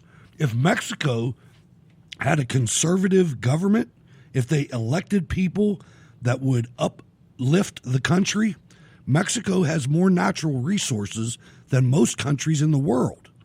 Every country in the world has people that have problems. That's not our problem. No, and this is another. Well, it's another instance where you can't take action because of things your heart are telling you. You have to use your brain. Some of those things are our problem. The drug trade is our problem. Certainly. It becomes our problem. The other thing that's happening there, and, like I said, some of these people do have legitimate asylum claims. Unfortunately, there's a lot of people who are into human trafficking. They are exploiting people. They are really trying to just do the most unhuman thing possible to traffic someone for gains. It's no, you're right. But it's a gigantic task that we have at the border. I got to return to reality too, though, and say that we're $20 trillion in debt. We can't afford to help everybody. Now, maybe if we pay the $20 trillion back, then we'll be broke. But then maybe if we get a little bit more equity, then maybe we can help some people. But right now, we can't help ourselves. So how can we take in more people when we can't even pay the bills now. I mean, the entitlement, I'm not going to talk about the budget. I'll do that some other day. I'm going to shift gears, Sal. I want to talk about a guy, and you've probably heard this clip, ladies and gentlemen, but you haven't heard it reported on the way that I'm getting ready to do it. So you can be glad that you listen to this show, because I'm going to take it to a different level than they have on any other network. There was an FBI agent that went on MSNBC with, what's his name? Who's the guy that said he was in Iraq and he was in New Orleans? Brian Williams. Just a freaking moron. I want you to listen to three things when you hear this clip. I want you to listen to the sincerity in the interviewer's voice and the FBI agent's voice. And I want you to listen to the title that this moron had. The FBI is broken. The FBI is a dumpster fire. It is wrong. It should be disbanded. We should start over. The FBI doesn't work.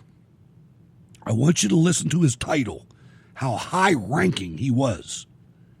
And then I want you to listen to how he couples things that happened and makes President Trump sound like an international terrorist enemy of the United States. Those are the things that this fake media didn't say. They played the clip and they made fun of the guy, but they didn't say those things. Let's listen.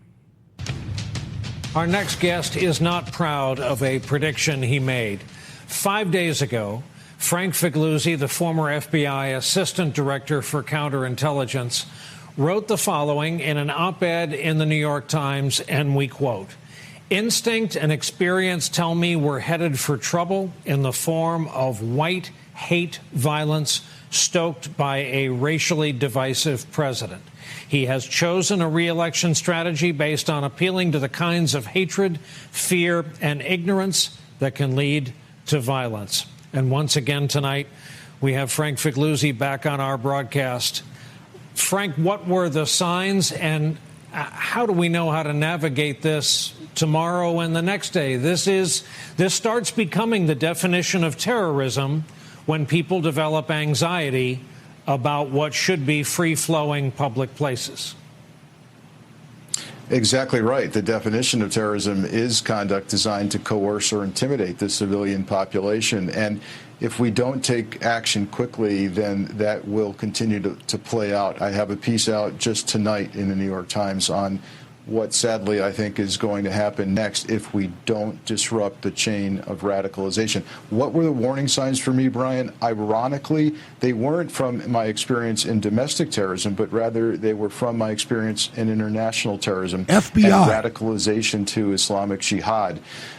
You see the same things happening now in white hate groups and white supremacy groups, where not only is the internet facilitating the speed of radicalization, but our leader, our chief executive, is seen as almost a mentor, and a radicalizer. Right. And unfortunately, today, we did not hear what we needed to hear from that person that these extremists and unstable people look to. He spoke in the passive voice, in the collective voice. We didn't hear. All right, I want to play the meat and potatoes of the clip in a minute.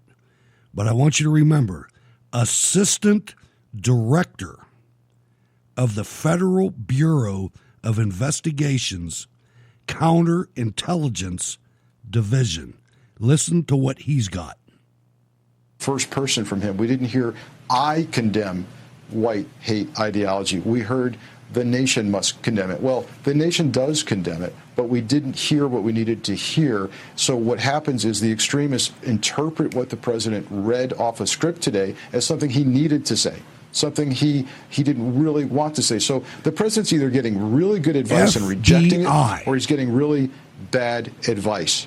And I'll give you an example of that. We have to understand the adversary and the threat we're dealing with. And if we don't understand how they think, we'll never understand how to counter them. So it's little things and language and messaging that matters. The president said that we will fly our flags at half-mast until August 8th. That's 8/8. Now, I'm not going to imply that he did this deliberately, but I am using it as an example of the ignorance of the adversary that's being demonstrated by the White House. The numbers 8-8 are very significant in neo-Nazi and white supremacy movement. Why? Because the letter H is the 8th letter of the alphabet, and to them, the numbers 8-8 together stand for Heil Hitler. So we're going to be raising the flag back up at dusk on 8-8. No one's thinking about this. No one's giving him the advice, or he's rejecting the advice. So understand your adversary to counter the adversary. I know you're keeping your options open there, Frank, but as chilling as that is to hear, you're saying it is possible that someone who knows better is authoring or editing the words that show up and are read verbatim or are supposed to be read verbatim by the president. I'm concerned about who is writing his script and his speeches, and what would fascinate me is what he's rejecting.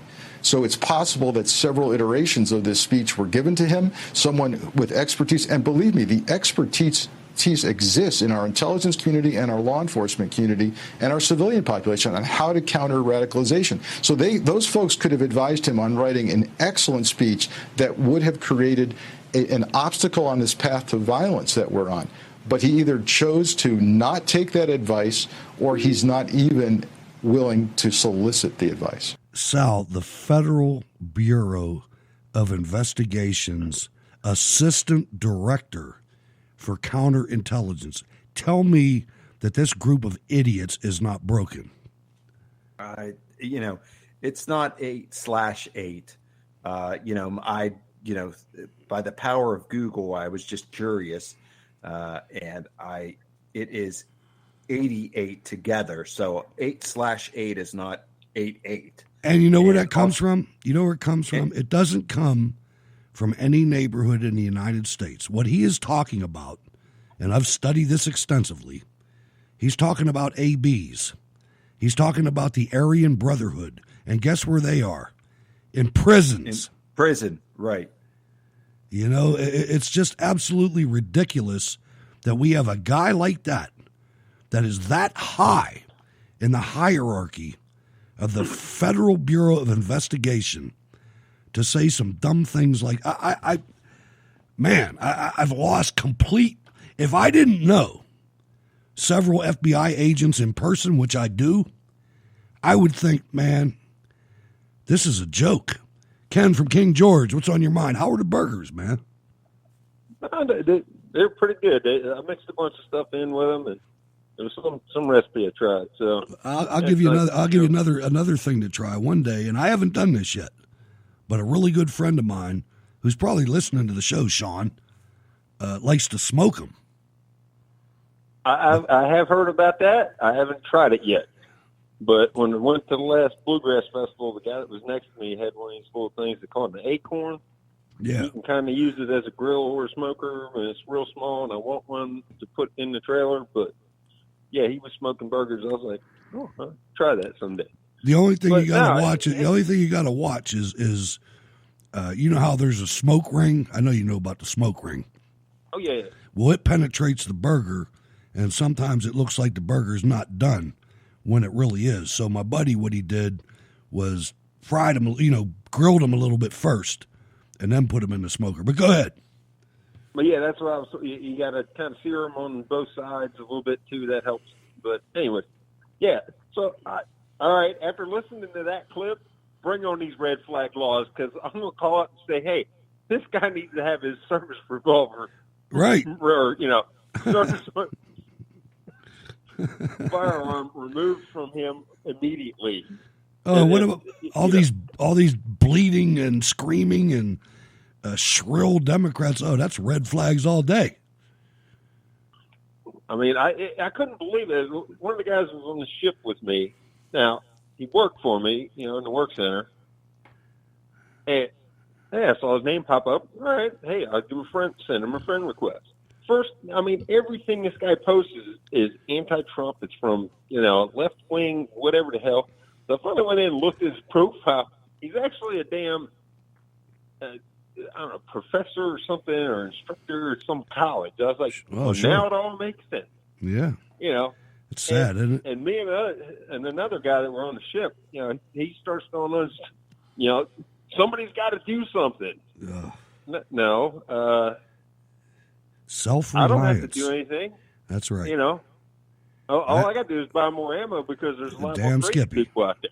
Damn Skippy, man. That's what I'm saying. It's don't tell me that you're going to scream all this hate and discontent and accusations about me and then try to take my guns. Oh, hell no. Oh, yeah. And he used some kind of, because I shared a picture with him of, you know, AR that I bought a while back. And I'm like, so you're telling me as a law-abiding citizen I should not be able to own this? And then I get the, well, you know, if you're going to go out and play G.I. Joe, I'm not looking to go out and play G.I. Joe on the weekend. I want something that, you know, hey, we live on a 10-acre farm. We've got some very expensive horses. I've got a coyote problem in our county. You know, plus, you got a wife and kids too. I mean, you know, it's the whole thing about this is it's not going to happen. We're not going to let it happen. They can fantasize, and I got to tell you, I got to add this, and I'm not. This isn't going to give me any good points with my staff, but Fox News is the same way. They sat on that panel tonight, and every single one of them was, we got to do something. No, we don't. You want to do something, don't do it with guns. Do it with God. Do it with marriage. Incentivize fathers getting back into their houses. Let men be in charge of the family the way God decided it was going to be. And when I say that, let me clarify that. When I say that, I'm in charge of my family, but my wife's in charge of my ass. And you know what I'm talking about. Oh yeah, the truth there. Truth. I'm not. Truth has never been spoken. Right. I'm not diminishing the role of the mom and the mother in the family. I'm not doing that at all. But somebody has to set the boundaries. Every now and then, I have to get off of my lazy boy, and I got to stand up and I got to get loud. It doesn't happen very often. But when I do it, I mean it, and everybody around me knows I'm not bullshitting. Right. You know, and that's just the way it's supposed to be, in my opinion. Well, you know, and my father was the same way, you know. You knew not to get in trouble at school because they were going to call your parents, and that was worse than the ass whooping you got in school. You're right. You know? And Sal, I got to tell you, Sal, I had the I don't even know what her title is. She was the head sister of my kid's grade school. And I went in there and I paid my tuition in one payment because I was lucky enough to have it. And I told her, if anything ever happens with my kids, don't worry. You call me and tell me what's happening, and don't worry about me believing them, Sister Mary. I'm going to believe you. And she was shocked. I mean, shocked. But it's crazy. We got to call. My wife constantly gets calls from the school on almost a weekly basis or something with, you know, because we got one that's in we'll be going into middle school now, right? He made some comment at school about, you know, us having guns and, you know, in the house. Oh man, you should tell him not to do that. But go ahead. And you know, or I forget what the comment exactly was. It was like, well, if somebody comes in the yard, what would you do? And she said, and you know, someone said, well, I'd shoot him. You know. Oh, Christ. Hey, well, what happens when you go on someone else's land, especially someone who wants to protect their land? You better believe. But you know, then he explained to the teacher that, you know, I wouldn't shoot you because I like you, and that constituted a call to the house. And just like Stacy was saying earlier, you know, they have a gauntlet of questions. You know, that are they locked up? Is this that? You know, I've had a BB gun since I was 8. You know. I hear you. I've got stuff stashed all over the place, and he knows you don't touch it.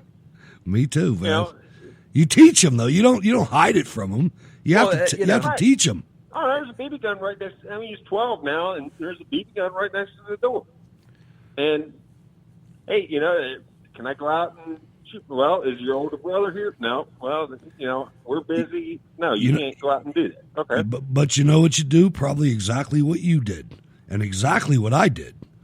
I didn't just teach my kids how to shoot weapons and I taught them how to maintain them, how to stop a stoppage, how to continue firing when you get a jam, the whole 9 yards. And when you do that, now they're not a big mystery to the kids like these leftist families. They buy a gun and they put it away, and a kid finds it and he takes it out, and his parents have never talked to him about guns, and he shoots his cousin. Yeah, exactly. You know, I mean, well, the two middle boys, you know, they're constantly, hey, look what I just bought. You know, I'm like, man, I wish I could, you know, had your disposable income where, like, every other payday you're coming home, you know, hey, I got this new carbine. Right. You know, well, hell yeah. Yeah, I want one of them too, but, you know, I got other bills to pay, like the electric bill and shit like that. Shit, the best thing that ever happened in the Obama administration was everybody that I knew bought 10 more guns. You know, and tens of thousands of rounds of ammo. But anyway, hey, Ken, I got some clips that you're going to enjoy, but I got to let you go if I'm going to get to them. Okay, all right, brother. All right, thanks for calling. You're gonna like this. All right, Sal, I got to get to this one. This is Paul Joseph Watson. Is that his name? Paul Joseph, Paul Joseph. Anyway, this is it's kind of a parody video, but it's all footage from the Democrat Socialists of America rally that they just had. Oh, I can't wait to hear this again. I've heard this, and you got to play this. And it's enjoyable. It really is. It's I don't know what to say about it, but the one thing that's cool is that muscular trans testicle that was in a viral video at a restaurant, was at the rally, man. The whole thing. Let's listen. Bear in mind as you watch this that it isn't a comedy sketch. This is real life. Is this real life? Yes. Ladies and gentlemen, I present to you the Democratic Socialists of America Convention. If we want to defeat capitalism, we are going to need a party that will organize working people to fight for the demands that we want and to win socialism. Thank you so much. Quick point of privilege. Quick point of personal privilege. Yes. Guys, first of all, James Jackson, Sacramento, he, him. I just want to say, can we please keep the chatter to a minimum? I'm one of the people who's very, very prone to sensory overload. There's a lot of whispering and chatter going on. It's making it very difficult for me to focus. Please, can we just, I know we're all fresh and ready to go, but can we please just keep the chatter to a minimum? It's affecting my ability to focus. Thank you. Thank you, comrade. Sensory overload? Yeah, because communist revolutions are notoriously peaceful and quiet. And what's this weird thing they're doing with their hands? And to win socialism. It's called jazz hands. Jazz hands. First used in early 2015 at a feminist NUS conference in the UK. It's a replacement for clapping, because clapping causes anxiety. It is also triggering to my anxiety. Yeah, these people are literally afraid of this. But they're totally going to lead a revolution to overthrow the entire global capitalist system. Triggering to my anxiety. Quick point of privilege once again. Hi, James Jackson, Sacramento DSA, he, him. I have already asked people to be mindful of the chatter of their comrades who are sensitive to sensory overload, and that goes double for the heckling and the hissing. It is also triggering to my anxiety. Like, the be comradely isn't just for, like, you know, let's keep things civil or whatever. It's so that people aren't going to get triggered and so that it doesn't affect their performance as a delegate, okay? Your need to express yourself is important, but your need to express yourself should not trump or... He said Trump! Triggering to my anxiety.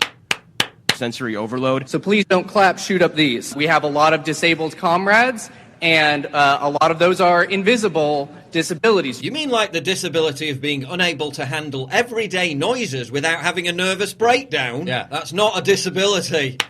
Don't really talk to anybody. Don't talk to cops. Don't talk to MAGA assholes. Don't talk to anyone with testosterone levels higher than an amoeba. You might have a panic attack. Triggering to my anxiety. Take a deep breath.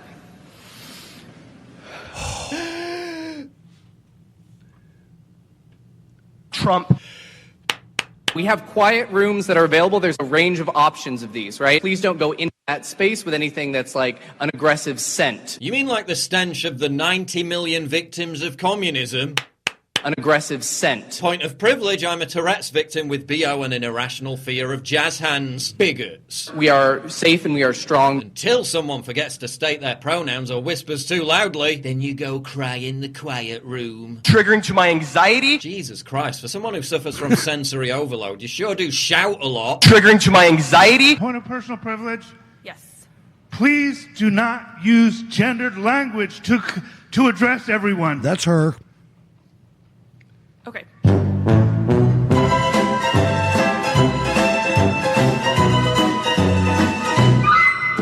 my God, look, it's not. It can't be. It's Is her. it? It is ma'am. And if you're wondering what triggered him, Please do not use gendered language. the sensory overload dude used the word guys. First of all, James Jackson, Sacramento, he, him.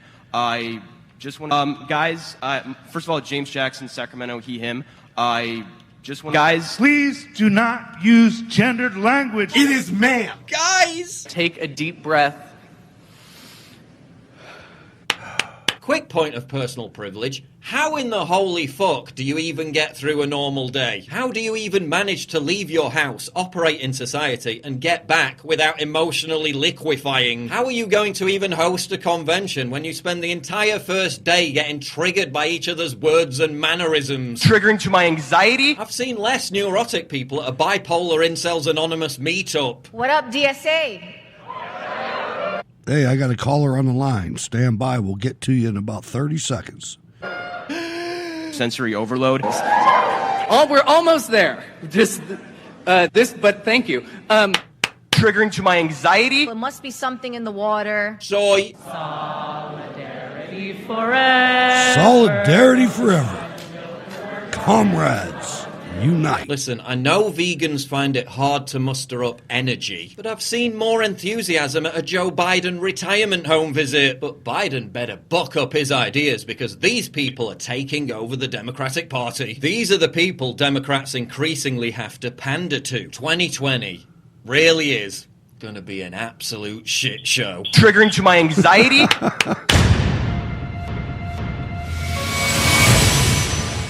It's absolutely crucial for you to help me fight the war on free speech by supporting me via Subscribe Star, link in description, and also signing up for my free newsletter at summit.news/newsletter. Oh my goodness, this is the AOC wing of the Democrat Party. Cocoa, Florida. What's your name and what's on your mind? Hey, Hutch. It's Jacob. How you doing, sir? Good, Jacob. What's going on? What's on your mind? Well, because I had an alert, I thought I would just call you. I'm just posting the news story. Just finished posting the news story. I finished reading here about in Netherlands, the Ebola patient that arrived in the Netherlands tonight at the hospital. Rotterdam, an Ebola patient arrived. She was telling everybody she had Ebola virus. I guess she was speaking French. They speak French there, but she's from Congo, Africa. She told everybody at the hospital she had Ebola virus, so they had to close the hospital down. Well, that's where that's ground zero, the DRC, the Democrat Republic of the Congo. I saw that. I saw Jacob. I didn't realize this was you. You might be calling on a different phone or something than you called from the last time. But I saw today that I think it was the CDC. But it may have been a private organization that is getting ready to launch an Ebola vaccine effort in the DRC. Have you heard of that? I've heard of that. They're trying to vaccinate people, everybody in the outbreak area. And the country next door to DRC is called Uganda. And they're going to be doing a countrywide vaccination against Ebola virus. So somebody's going to make a whole pile of money. But in your research, is it effective?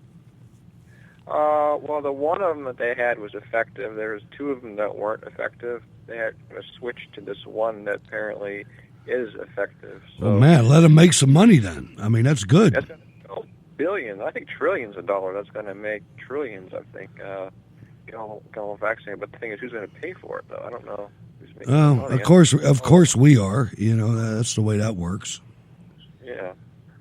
But it's interesting about this Ebola case. This is the second time this has happened. Pretty much the same statement. The doctor is to sit down in the room with the patient to tell everybody he has Ebola or he or she has Ebola, and they just talk to him a little bit and see, what's your travel history? Oh, okay. Well, it doesn't sound like you were exposed, but he's really sick, so he needs some help. So let's get you the help you need, but it couldn't be Ebola. I know you're from Congo, Africa. It's probably not Ebola, but let's just give you some help here. Okay, everybody, it's not Ebola. Are you happy now? You believe in the Tooth Fairy and Santa Claus, too, right? Yeah. I didn't hear in the story they didn't test him for Ebola. They didn't say they tested him for it, just based on personal observations. So. Right. So what's your overall thoughts about the future moving forward facing this international threat that's real? It's a real threat, second biggest in history. 50% of them don't get, 50% of the people that were infected with Ebola don't get help in Congo. And so if they... But if you're infected with it, isn't it imminent death? I mean, how many people that have contracted Ebola have lived? It kills 60%. It kills 60% of people that get treatment. So if you're getting treatment with the Ebola drugs, they have different types of Ebola drugs. If you're still getting treatment, it kills 60% of people that get treatment. But if you don't get treatment, it's a death sentence if you don't get treatment. So, Sal?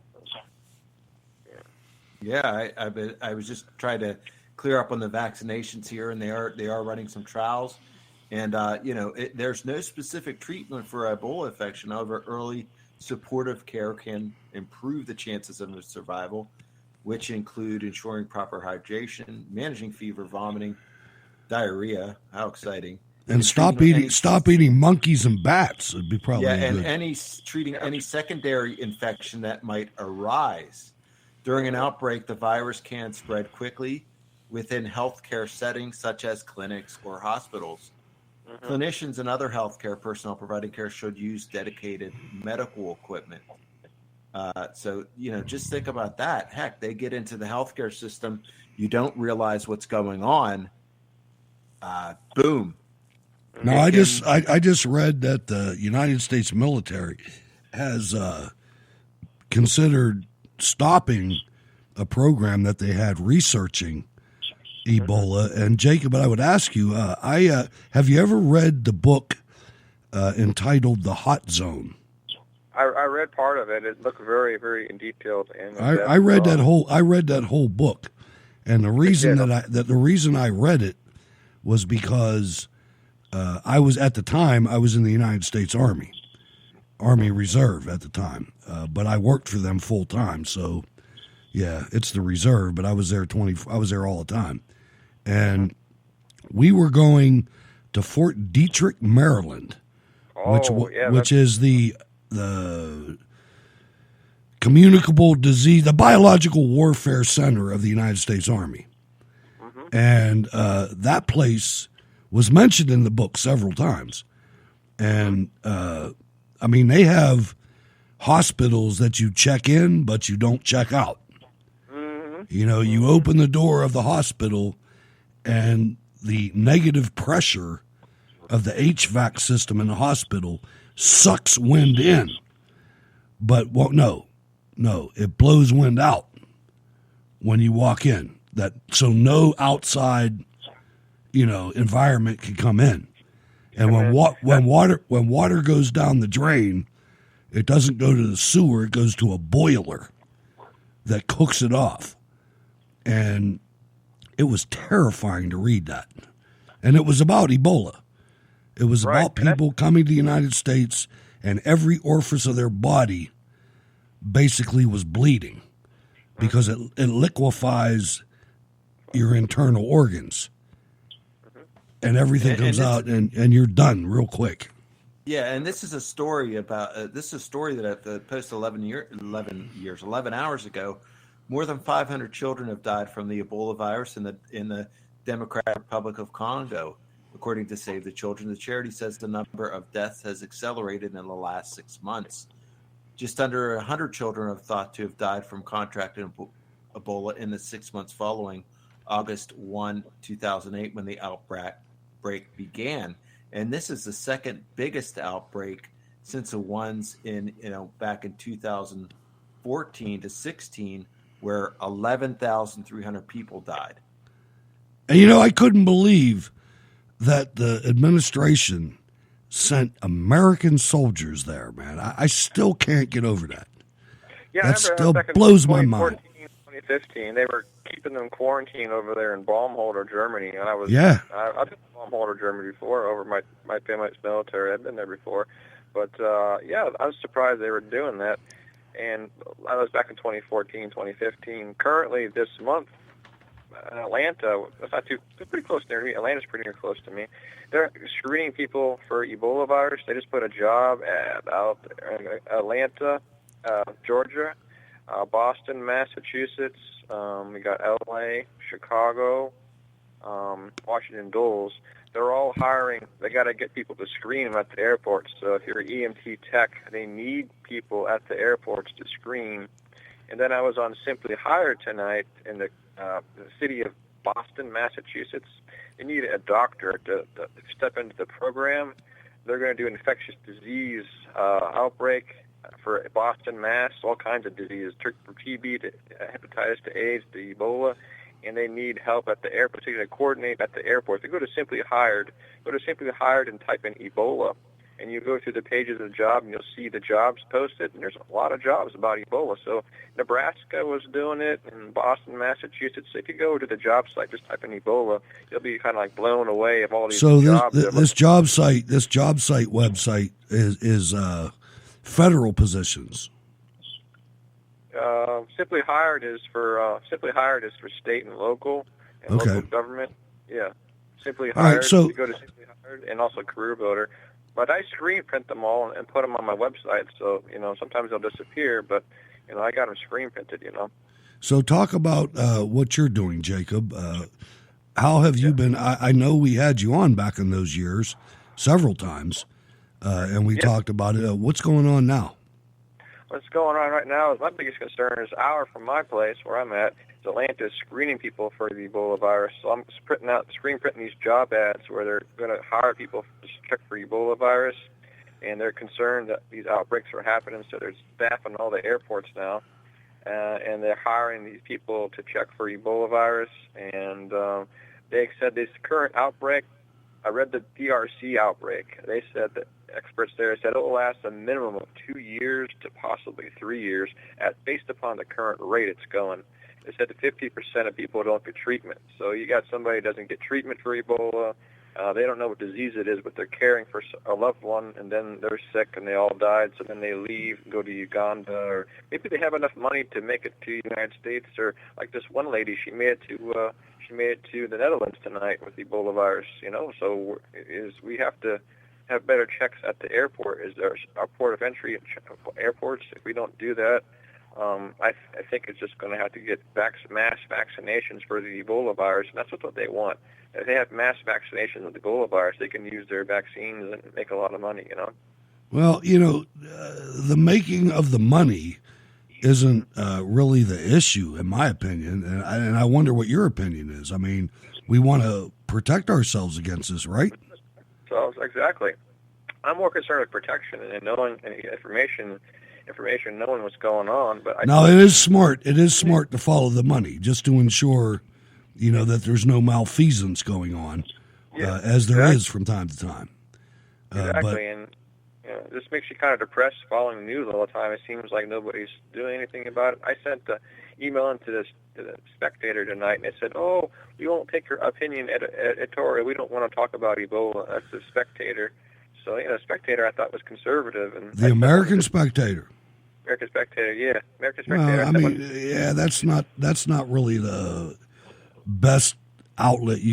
That's a conservative. You need to go to Fox News or somebody that's more completely oriented toward the news. I mean, the American Spectator is not the place to go with an issue like this. Seem not to. I called the Daily Caller. They said they might look into it. So They might. The Daily Caller might. Jacob, thanks for calling, man. I appreciate you staying up on this issue and keeping my audience up to date. And please call back again, okay? You got the website out there to everybody, so I need you guys' help on tracking the news of it. It's the Ebola outbreak map. Map is MAP map.com. EbolaOutbreakMap.com. A good website with maps and everything. Thanks, Jacob. Keep much. Appreciate it. God bless you. All right. God bless you, too. All right. So that's important stuff, ladies and gentlemen. I love that people that are on top of issues follow this program, man. Sal, that's one of the ultimate compliments that you could give us. Yeah, it's an interesting issue. God forbid that we would have to deal with something like that, but hopefully we are prepared. Yeah. I mean, now this couples perfectly with the Democrat Party's disregard of the safety of the American people with their immigration ideas. You know, their total lack of give a damn about us, and let's just open the borders, let all these people that live in countries that never have a winter, which means that their viruses and their bugs and everything else never get killed by the natural weather patterns like they do here, come into our countries and then put these people, you know, before 1965, you had to have proof that you were going to provide something positive to the American way of life and the American economy before you could come in. You had to have a skill. You know, you had to have some kind of education. In other words, we did not let people into the United States that immediately upon entering needed government assistance. We never did that.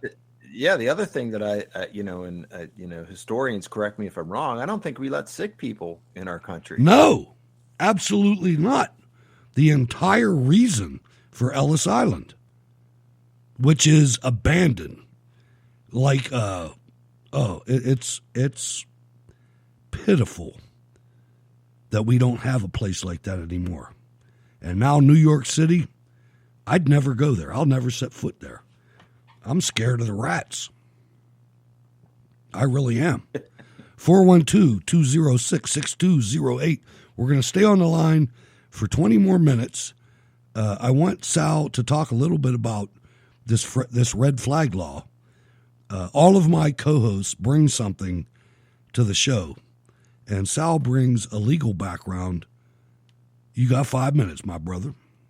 All right, thank you. Well, Hutch played an earlier clip, and that was Judge Andrew Napolitano talking on Fox News, and he is concerned about the constitutionality of a red flag law. And what we're talking about is generally an order, and it's called an ERPO, and it's Extreme Risk Protective Order. And what that does is, like we were talking about earlier, it gives the ability for a judge or a person, usually probably a judge, to issue an order to remove firearms from your possession.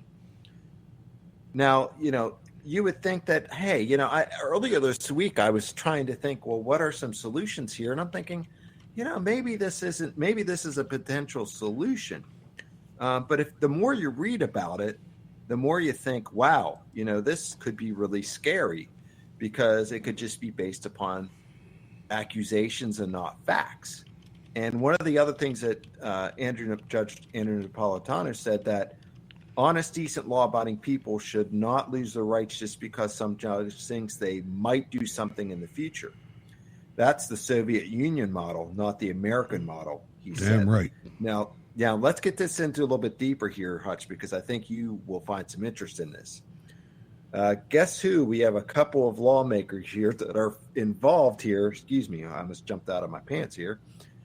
Something almost dropped. I caught it with my hands. Lindsey Graham and Richard Blumenthal. How about those two teaming what up? a pair. What a pair. They're right teaming there. up.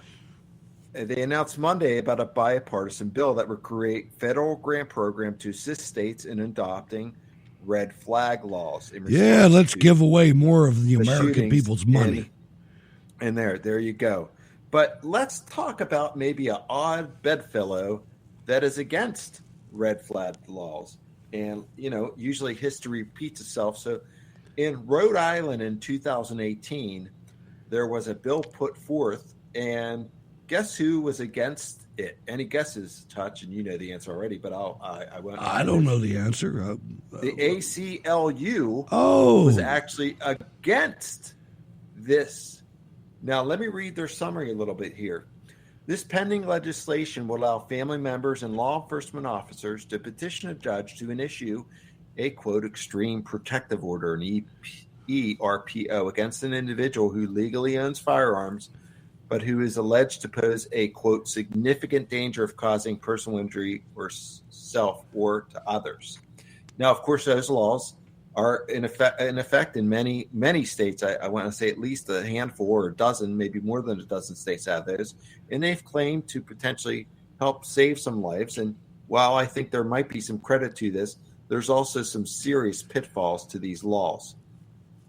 Well, the ACLU of Rhode Island recognizes the bill's laudable goal, which we are deeply concerned about its breadth, its impact on civil liberties, and the precedent sets for the use of coercive measures against individuals, not because they are alleged to have committed any crime, because somebody believes they might someday commit one.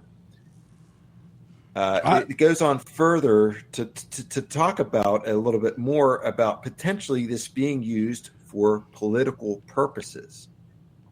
And the standard for seeking an issuing order is so broad that it could routinely be used against people who engage in overblown political rhetoric. And you could possibly Have use you that heard these anyone. Democrats? Have Yes. you heard them accusing Hold on. 67 million Americans? Hold on, Hutch. It gets worse.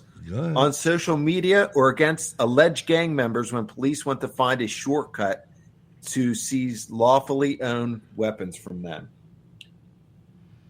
So it is, has some dangerous pitfalls to it. It isn't necessarily a total solution. I would ask, there are some, Sal, I would ask the Democrat, and let's just be serious, man. When are we going to stop pretending that Democrat politicians are anything other than communist enemies of the United States Constitution? When are we going to do that? Because these people, and I'm talking about all the way down to the mayoral level, all the way from Bill Peduto to Wolf to half of the legislature in Pennsylvania, which is damn near as big as Congress, by the way. When are we going to stop pretending that they are Americans that love the Constitution? Because they don't. They don't. No, and going on about this law in Rhode Island, the length of the ERPO in effect once issued is also troubling. It remains in effect for at least 1 year before the respondent can challenge it. This is a long time. So your guns are gone. Property. Your guns are gone for a year. Yep. And Antifa decides, because they saw the transcripts of the case in the media, come to your house. Yeah. So then what? What about also the other side of this? What if you're just a normal everyday person? What about your reputation? What about that? And what if you've just said something that is, your belief, and you're allowed to have their free speech, and someone translate it into a threat? It's just I think it just goes. And over, let's just a little let's too not far. let's not forget the industry that is out there, especially in the black community. You know what the most dangerous thing to a black man, especially an armed black man in America, is? His black girlfriend. So many black males are arrested and put in prison because of calls to the police from their black girlfriends over whatever, and some of them might be valid. But this is an industry. If the way the welfare system is set up started in 1965, thanks to Lyndon Baines Johnson, a black woman can receive money as long as there's no black, or any man, not black, any man in her house. If she's raising kids and the amount is incrementally more with every child, she gets Lyndon Baines Johnson money as long as there's no man anywhere in sight. This is real, ladies and gentlemen. This is the way it is. The United States government has made fatherhood in the black community, and not just the black community, in the low-income welfare check receiving community, illegal. They've made the man, if there's a man anywhere near that, the money stops.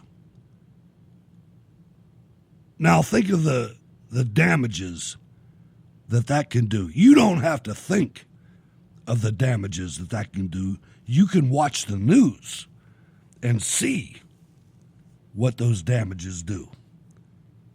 Sal, I'm just saying, it's nobody else will say that, but I'm telling you, that's what's wrong. Well, it is a lack of fathers in the home for sure, Hutch. Absolutely. You know, we can use that. We can use that across the whole spectrum of social. But it's government. Race. It's government. We governmentally supplemented. I mean, this is we can apply that to into every setting in the United States, and we should. Whatever. But let's just get back to this red flag law. And what I want to tell you, you got 2 minutes, man. 2 minutes. In Rhode Island, it was eventually passed, and there's been a couple. I hate to use this term, but there's been a couple backfires in this law. In Baltimore, there was a guy who was shot and killed because they showed up at his house at 5-something in the morning and wanted to take away his guns because a family member reported him, and he was shot and killed because they approached him.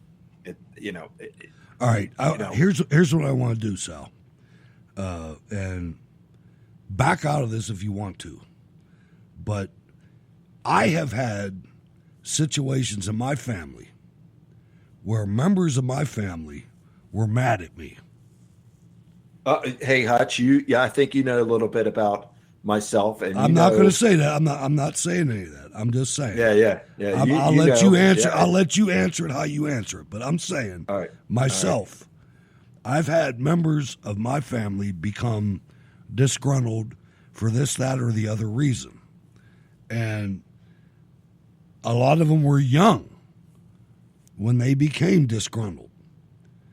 And do we really want to have the word of a family member allow the federal, state, or local government to kick your door down and ruin your life and possibly put police officers in danger or me in danger?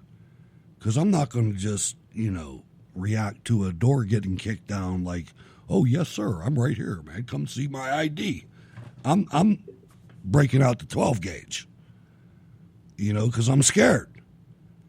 Do we really want that to be the way that we handle this? I'm leaning towards no.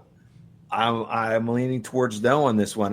Like I said at the beginning of the week, I thought, wow, myself, I wasn't really that. I didn't really dig into the issue, but it's a way to, if you have a grudge against someone, hey, they said this and this and this, let's confiscate his guns. Sure. Yeah, and what you may not have a hearing for a while, however these laws are constructed in the state level. And it sounds like almost that you're presumed guilty at that point because they're taking you're done. Now, are there some people out there that and it's not only that they're taking your gun, but they're not coming at 1:00 in the afternoon, Sal. They're coming likely at 0500, man. They're coming in the morning while you're asleep. They are. And because they want to catch you off guard. When you hear the door get kicked down, and now the dog starts barking, and they shoot the dog. Now, you got to go, in my opinion. And so I'm coming out, and all right, and I know the news is going to be like, oh, this gun owner, this right-wing guy came out and it's not a good way to run a government. Hey, there's a lot of people on the left who own guns. It goes to both sides. Not that much, though. Not that many. It does. It does, though. There are some. How many leftist Democrats do you know that have guns? No, I disagree. I'm just saying it could. I'm just saying it could potentially affect them. It could. No, they should be. They should be concerned. Right. So that's why the concern should be there for it. So, we got so many warnings about the person in Florida. Nothing happened there. Exactly. So I just don't see how effective it could be. I don't know how effective. I agree with you. I just question its effectiveness. Right. Now I got it. We only got a couple minutes left. I got to cover a couple things. Great story, Sal. And we'll probably be revisiting it. But I want to cover just a couple quick things. There was a sister of the El Paso shooting that totally freaked out about her local politicians' reaction to the president coming to El Paso. And I got to say, I watched a couple things. I watched one of my best friends, you know her, man. She was twirling her hair. Shell. You remember Shell? Of course I remember Shell. With the club sandwiches and stuff. But anyway, she's a healthcare professional.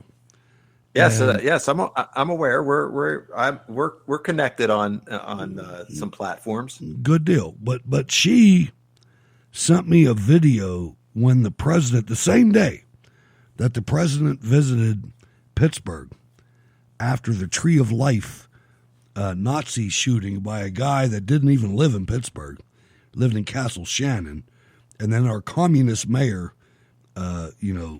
instituted a assault weapons ban. Good luck on that, Billy.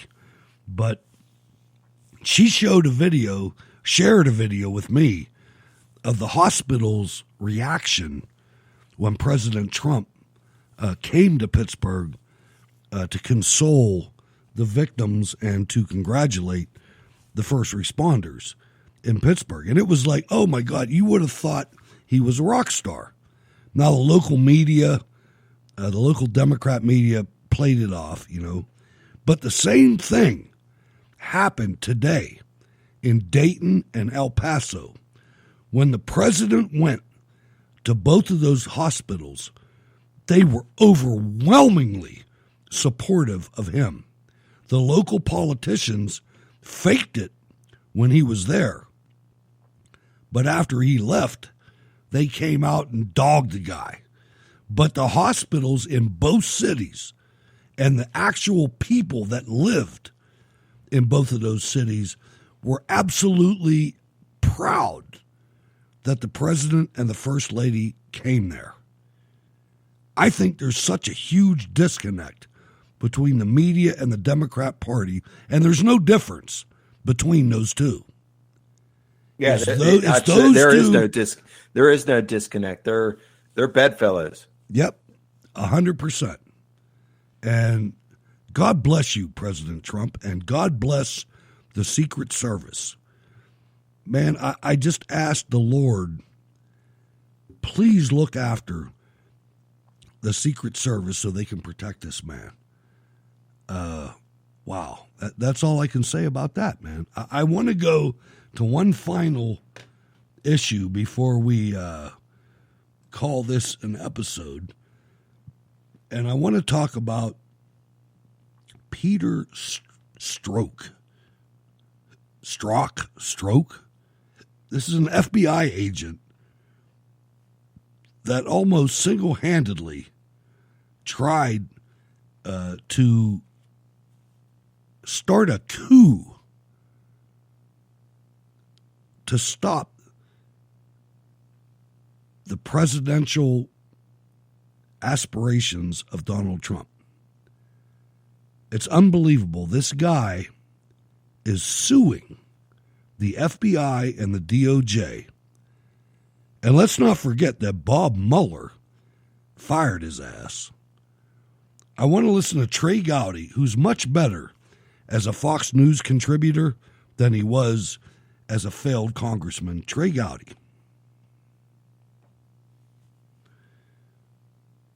Joining me now, Trey Gowdy, former Oversight Committee chairman and now a Fox News contributor. Trey, good to see you tonight. What do you think? You know, does Peter Strzok have a case here? Was he unjustly relieved of his duty? I missed the part of his lawsuit where he also filed a complaint against Bob Mueller. I mean, Mueller fired him. Remember, Comey said he would have fired him had he known about the text. Yeah. I mean, the backdrop, you've already gone through some of the text, but Martha, I mean, he said Clinton, someone who he was investigating at the time, he said Clinton should win $100 million to nothing. He belittled Trump supporters. He promised to stop the presidency. He said he had an insurance policy if that didn't fail. And the one that I keep bringing up that undercuts, impeaches his comment that he never took official action. Remember when he said he wasn't interested in joining the Russia probe because he didn't think it would result in impeachment? This is a counterintelligence career FBI agent where what Russia did to this country was not enough for him. That's not enough to get him interested. He wanted it to involve impeachment. So if he's going to start suing people that fired him, he needs to start with Mueller. Yeah, I mean, Mueller, as you said, when he saw those text messages, he believed that it was, you know, at the very least, not a good look for his investigation. To have this person associated with it was going to appear to be a conflict of interest. And, you know, it seems, and then when you look at what the DOJ found, they also made some pretty strong assessments in terms of identify the large number of routine work-related communications. The text messages were personal, and they were all done on FBI-issued phones. I mean, it was clear that both Robert Mueller and the Inspector General found fault with his service at the FBI. You know, is this about getting his pension? Is it about, you know, he's got a GoFundMe page where he's raised almost $500,000. I think we have a look at that page. Is this about money, do you think? I don't know. I mean, it could be about money. I'm sure he's having a hard time getting a job. But, you know, the challenge I have is feeling sorry for someone who brought every single bit of this on himself. Mm-hmm. I mean, bias is so insidious. Bias destroys the criminal justice system. It destroys investigations. And here you have a case agent who was supposed to be investigating Hillary Clinton while he hoped she won the presidency with a historically large margin of victory, I might add, $100 million to nothing.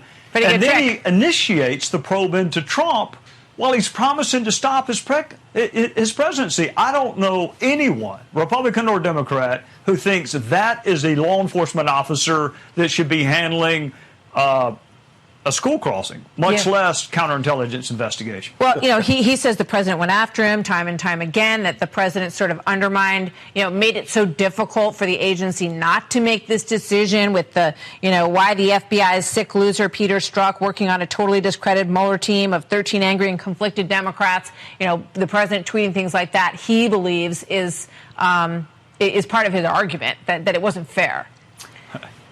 Right, but the head of those allegedly 13 angry Democrats also fired him. I mean, Bob Mueller fired him. Jim Comey, who is no fan of the person you're talking to right now, when we deposed him, he would have gotten rid of Peter Strzok if he'd known about the text. I mean, Peter Strzok need blame no one other than himself for writing what he wrote. He was unfit to investigate either of the presidential candidates. How this is going to turn out, I don't know. It's D.C. I don't know what a jury's going to do with him, but he is unfit for law enforcement. And whoever fired him, I guess it was Chris Wray. I am sure that Chris did not do it because of pressure from President Trump. If that were the case, Mick Mulvaney would have been fired a long time ago. Trey Gowdy, good to see you, sir. Thank you very much for being here tonight. Yes, ma'am. All right, so he's a little better than he was when he was playing the globalist role of Chafe and Smoke and Mirrors producer. But I want to talk about one more thing before we sign off this evening, ladies and gentlemen. Economics is normally something that I don't run on the program because it's not good radio. But I just want to I want to read something to you about Maganomics and why President Donald J. Trump is going to save this country. Conservative Treehouse writes a great deal about President Trump's economic policies and how those policies are reversing the decades-long erosion of the middle class. And Sal, you and I watched this erosion. Factually, substantially, and empirically, the workers of America are gaining ground, bigger and better than before, and far beyond what anyone else could have delivered. This is not a theoretical exercise. The execution of a broad-based economic and global trade reset is underway. Today's economic results, the growing strength of our U.S. economy, is a testament to the success of Maganomic policy being delivered. These results, when fully realized, will secure our economic future and last for generations. All of that said, there is something we don't emphasize enough. The team, and this is the part that I've been telling you for a year and is so important. Listen to this.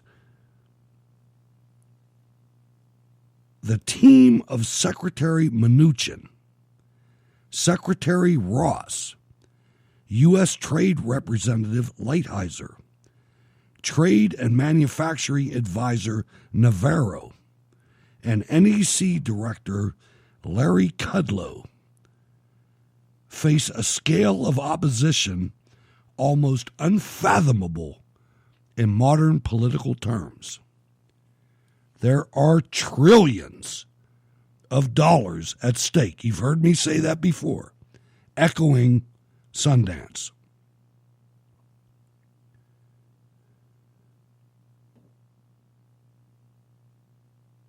Hundreds of the most powerful financial interests in the world are against them, and yet this team is succeeding. It takes incredible stewardship and fortitude to face down the Goliaths of global interests. Pat Toomey, you are the enemy. That's my words, not Sundance's. These globalist bastards are in the way.